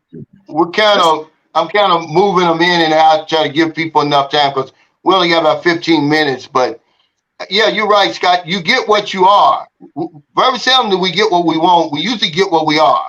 So if you're a scumbag and you low down and ornery, what makes you think you're gonna come over and get a beautiful woman? You're probably gonna get a low down, ornery woman, more than likely. Yeah, there are a lot of low down brothers who don't feel good about themselves. Like if they were in a spot where Scott was with his lady and Scott was to walk away and go to the bathroom, they're gonna say, "Oh, he got her. I'm gonna try to hit on her, exchange numbers with her." That's what I hate about brothers. They don't have it in them to get the best. But if they see another brother with the best, as soon as that brother walk away, they're gonna be like trying to go over and pass the number or try to talk to him. And that's what I hate about a lot of brothers. They don't have it within them. And I would like to see brothers do better and believe in themselves that they can get the best. But a lot don't feel that way. Well, that's the whole thing. This is what I like about this passport bro movement. That's why I identify myself, even though I'm really not a passport bro, because it gives people the opportunity to get out here. I'm for people getting off their diet and getting out here and exploring their options. It's a lot more outside of America, man. You know, this is our indoctrination. They teach you that we're the best at everything. We're exceptionally. It's not true.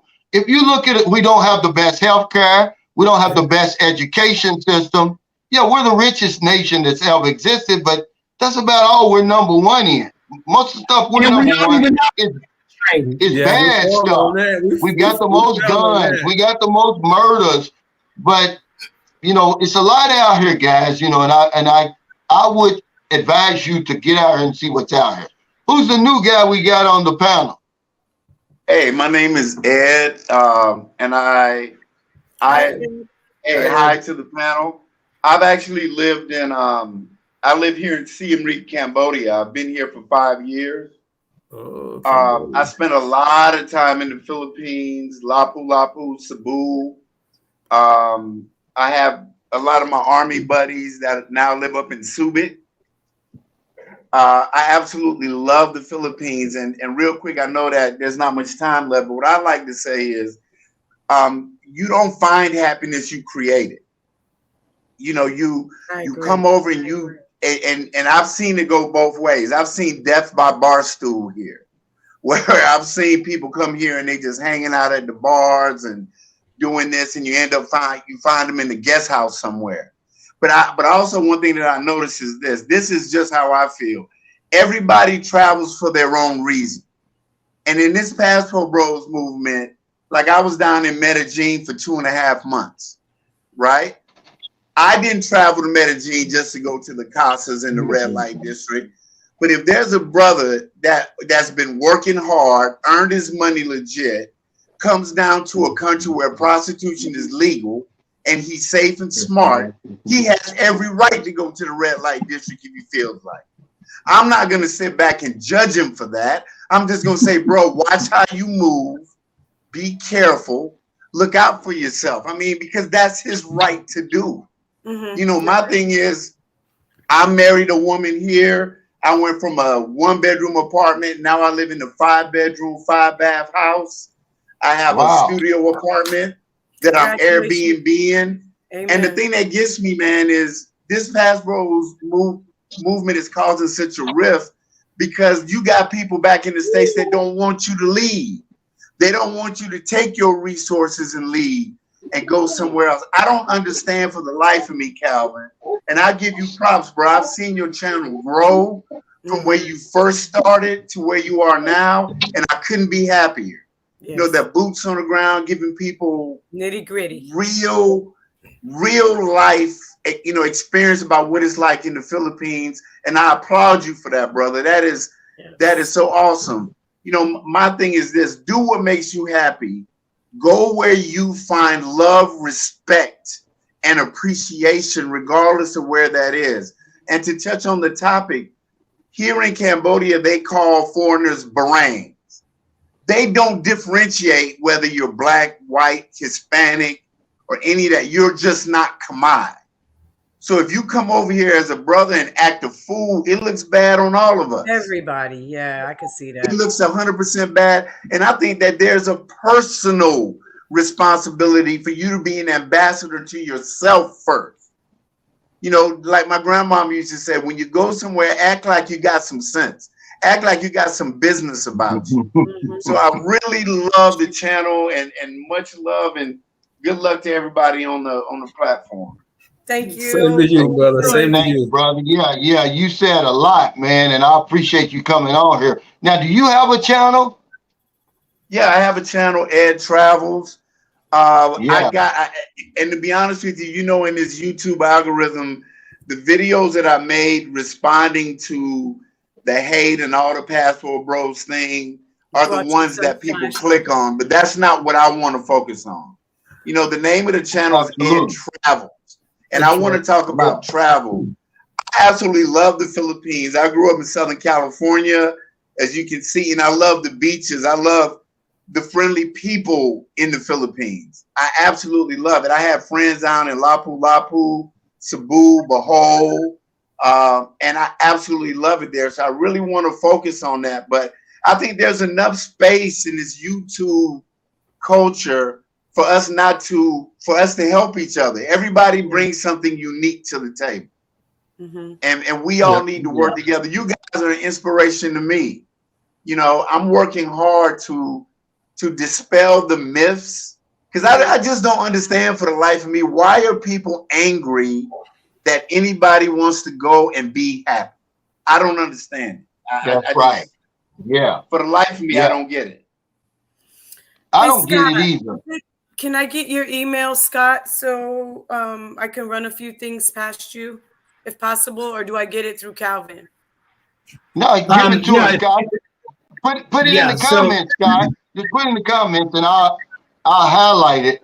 But see, Ed Travels, you're exactly right about the competition. I look at the vloggers as a community. You're not my competition, because they can watch your channel and then click on mine after that, or vice versa. We need to help each other, collaborations or whatever it is. Network. Because your network is your net worth. Amen. You know what I'm saying? I mean, it's the fact that everybody brings something unique. Like, most of my content is about Cambodia.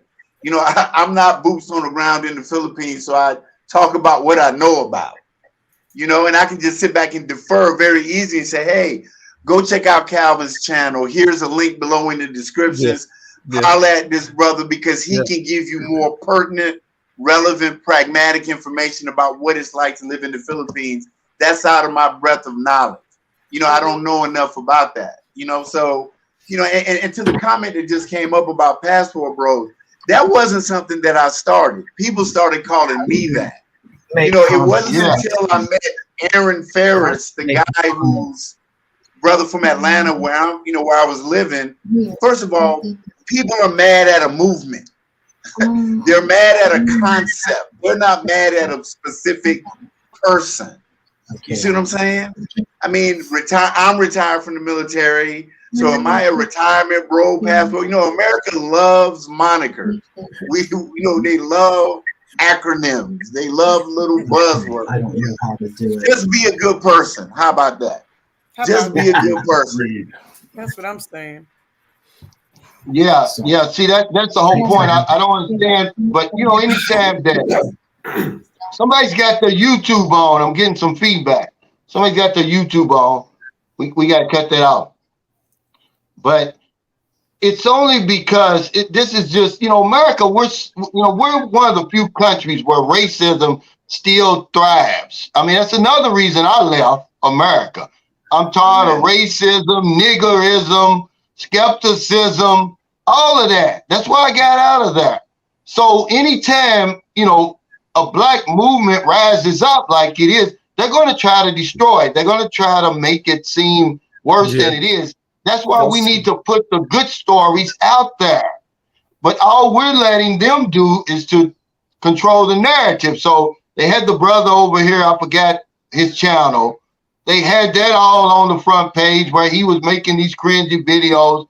Then the guy in Brazil, and that's only 2 stories. So I bought the story on about the brother who's taking care of his Filipino wife who had a stroke. He's a lot better than me because I'm going to tell you, I don't know if I could deal with that. Yes. Okay, so that was a good story. So that's what we need to do. But yeah, that's all it is, man. Anything that has to do with black over there, they're going to try to destroy it. And that's all it is, because it's no big deal. It's just a name. I mean, but this has been going on for years. Brothers been traveling for decades. It's been going on for years. What about all when I was stationed in Germany, I met brothers that were stationed in Germany and decided to live there when they got out the military. All the military bases that were in the Philippines, there were people that stayed there. So this is not a new thing. And Calvin, I applaud you because, you're showing I can come over here. My money goes further. I can meet someone that loves and respects me. I can build a house. And it goes back to what I said earlier. You're creating the life for you. You're creating the life for you and your family. You're being an example to younger men to say, hey, listen, don't just talk about it, be about it. Come to the Philippines, link up with Calvin, and then see for yourself and then make the decision to live a better life. And that's really all it is. That's what I said earlier, Ed. I want to be an example. That's why I came over here, That's why I was telling Elette, she's talking about, is it that easy? It really is that easy. Once you make up your mind that that's what you want to do, and all that material stuff means nothing anymore, because I'm what do they call it, a minimalist now. There's nothing in my house that costs over $300. I'm in the Philippines. Why would I do that? The only thing that costs over $300 is these split air units, and that's because I've got a 2-year-old running around here. Other than that, my television is $300. Even my whole living room set costs less than $300. My dining set, okay? So you can move over here. You don't have to be cheap. I always say treat yourself, don't cheat yourself. But you're right. I just want to be an example. Who's got that? Hey, you guys, I'm gonna get off the channel, but I want to send my love, respect, and best wishes to the beautiful sister down in, listen, where there's a will, there's a way. And sometimes you just gotta do it. And linking up with Calvin is a great resource for you to be able to make that move. Thank you. And you've got plenty of people. Feel free to reach out to me or Calvin or anybody else. I'll do anything I can to help you. And I hope you guys have a wonderful, blessed day. Thank you. You too. Thanks, Ed. But see, that's why I built the guest house for people like Elad who are trying to come over here and get established. You can stay over here for free, until you can find your way around. If you say, well, St. Carlos for me, if it's not, then you move on to your next destination. We've actually got people in Cebu who have room for people coming over here in my community. We've got people down in Davao.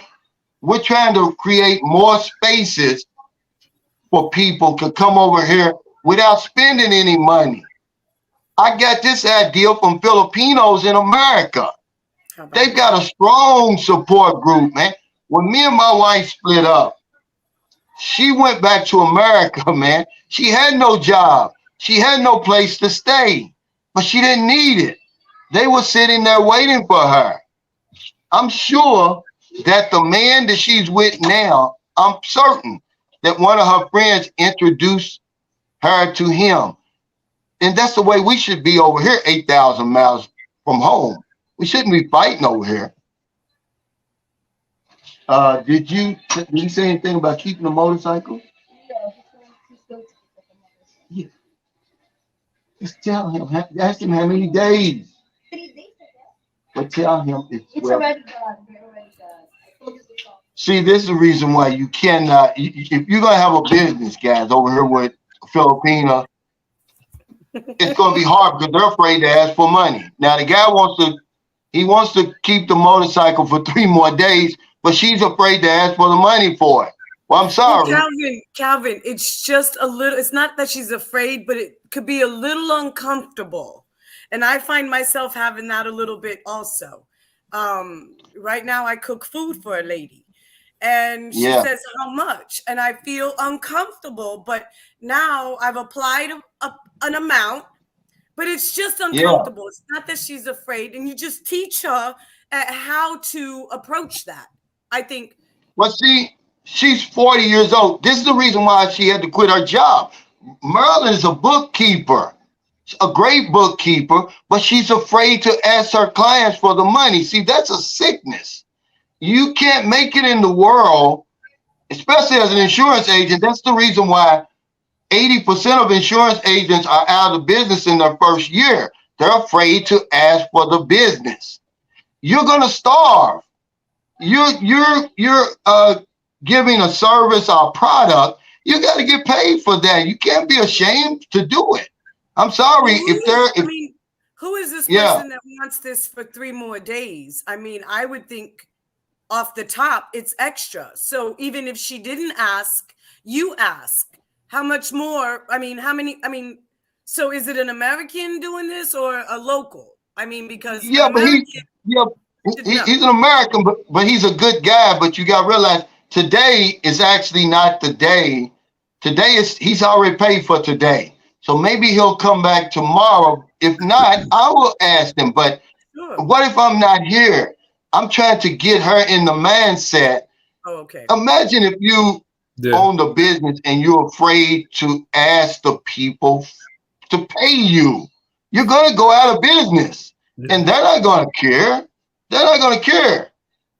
And that's what it was with her bookkeeping business. So I said, look, you might as well stop doing it if you're afraid to ask the people for the money. See? Well, maybe she just doesn't do good at that part. But, I mean... Yeah, she's never done good at that part before she even met me. So I'm trying to teach her it's okay to ask for the money.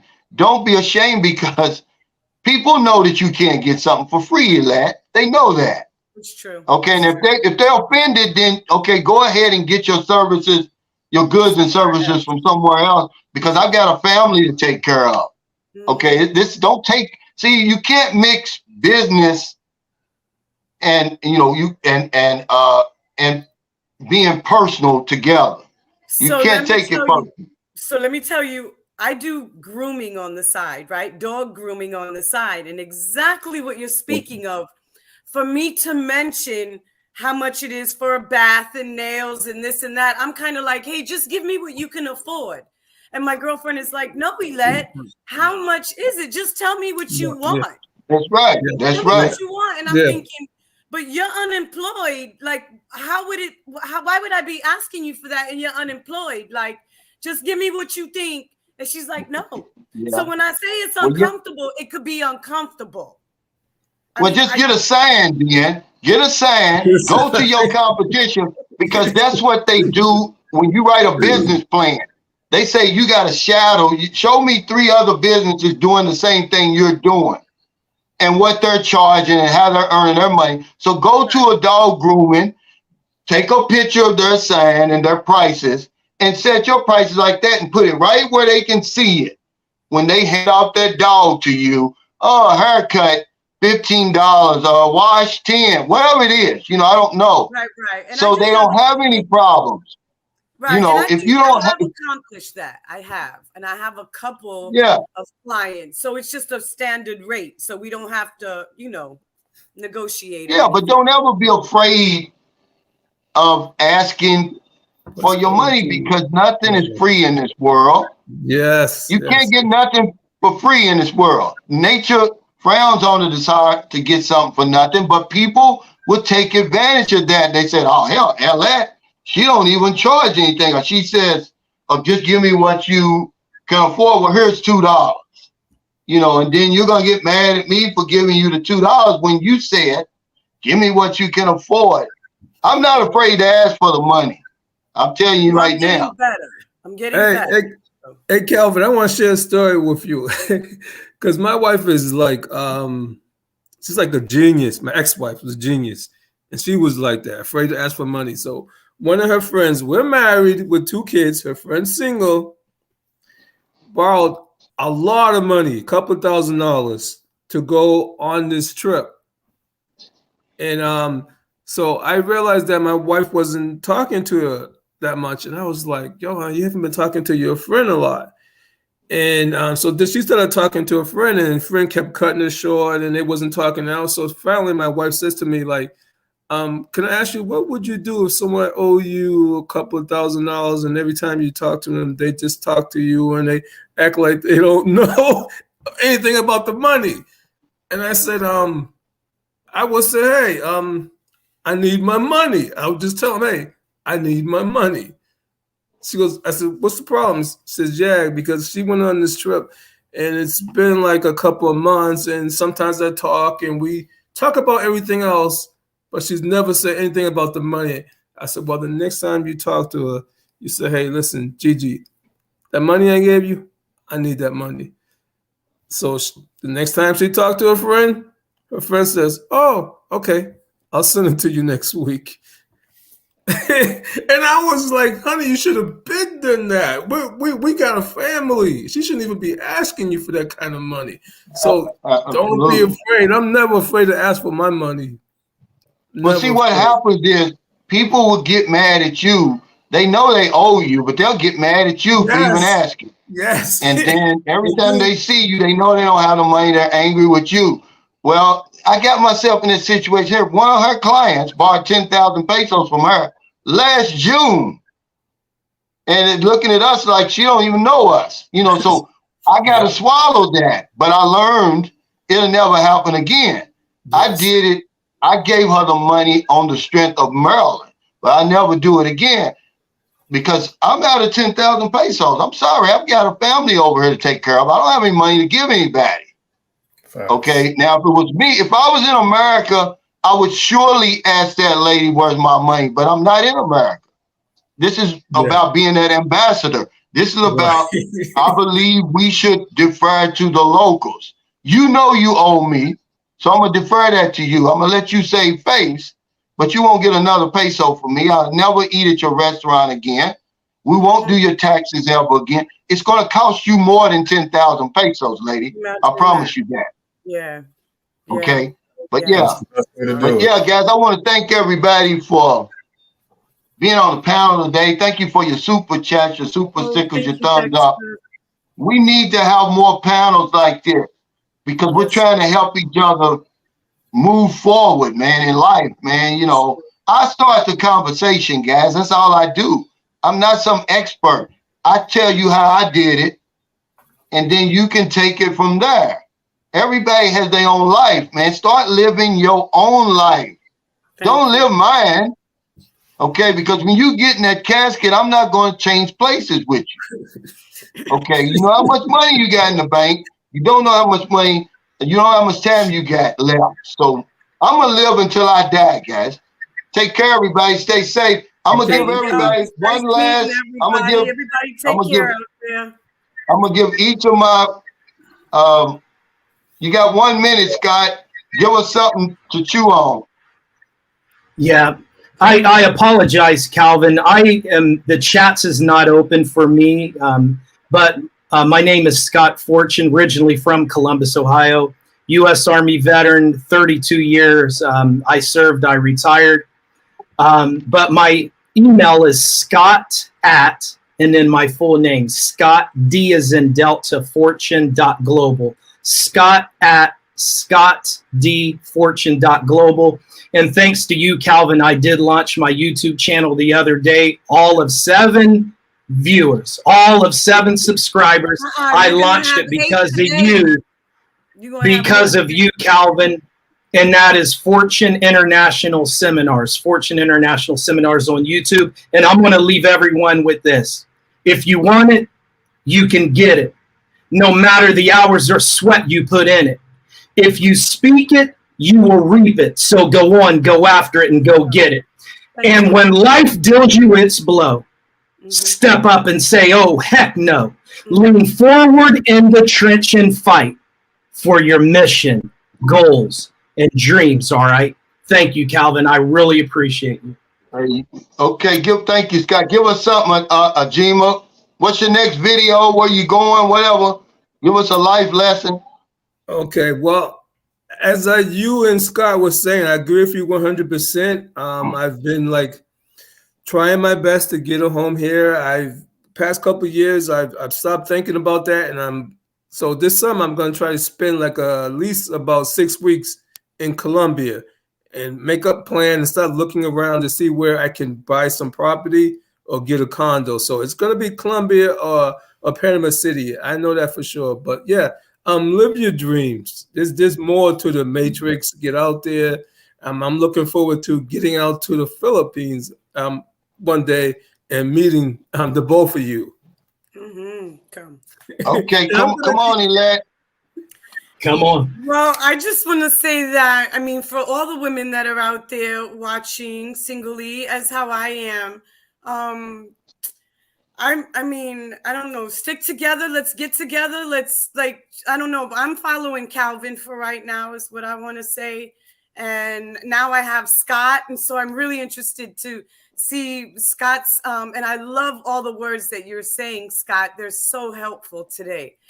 And I guess that's just really all. Thank you for having me. It was nice meeting all you guys. Hopefully we can get together soon one time again. All right. Come on, give me some hybrid 7-Eleven. You in the capital city. What they call it? Chocolate City? Chocolate City. It's Chocolate Swirl at this point. Oh, yeah. But what I'd like to thank you for, Calvin, is everything that you've taught me about Southeast Asia. I'll be fully prepared when it's time for me to come. Hey, I appreciate that, man. Yeah, I'm going to say, like William Shakespeare said, guys, what little we know about death, life should be a paradise, man. You know, I'm just going to tell you to live your own life. Stop following people. That's why you got an Aladdin's lamp up here.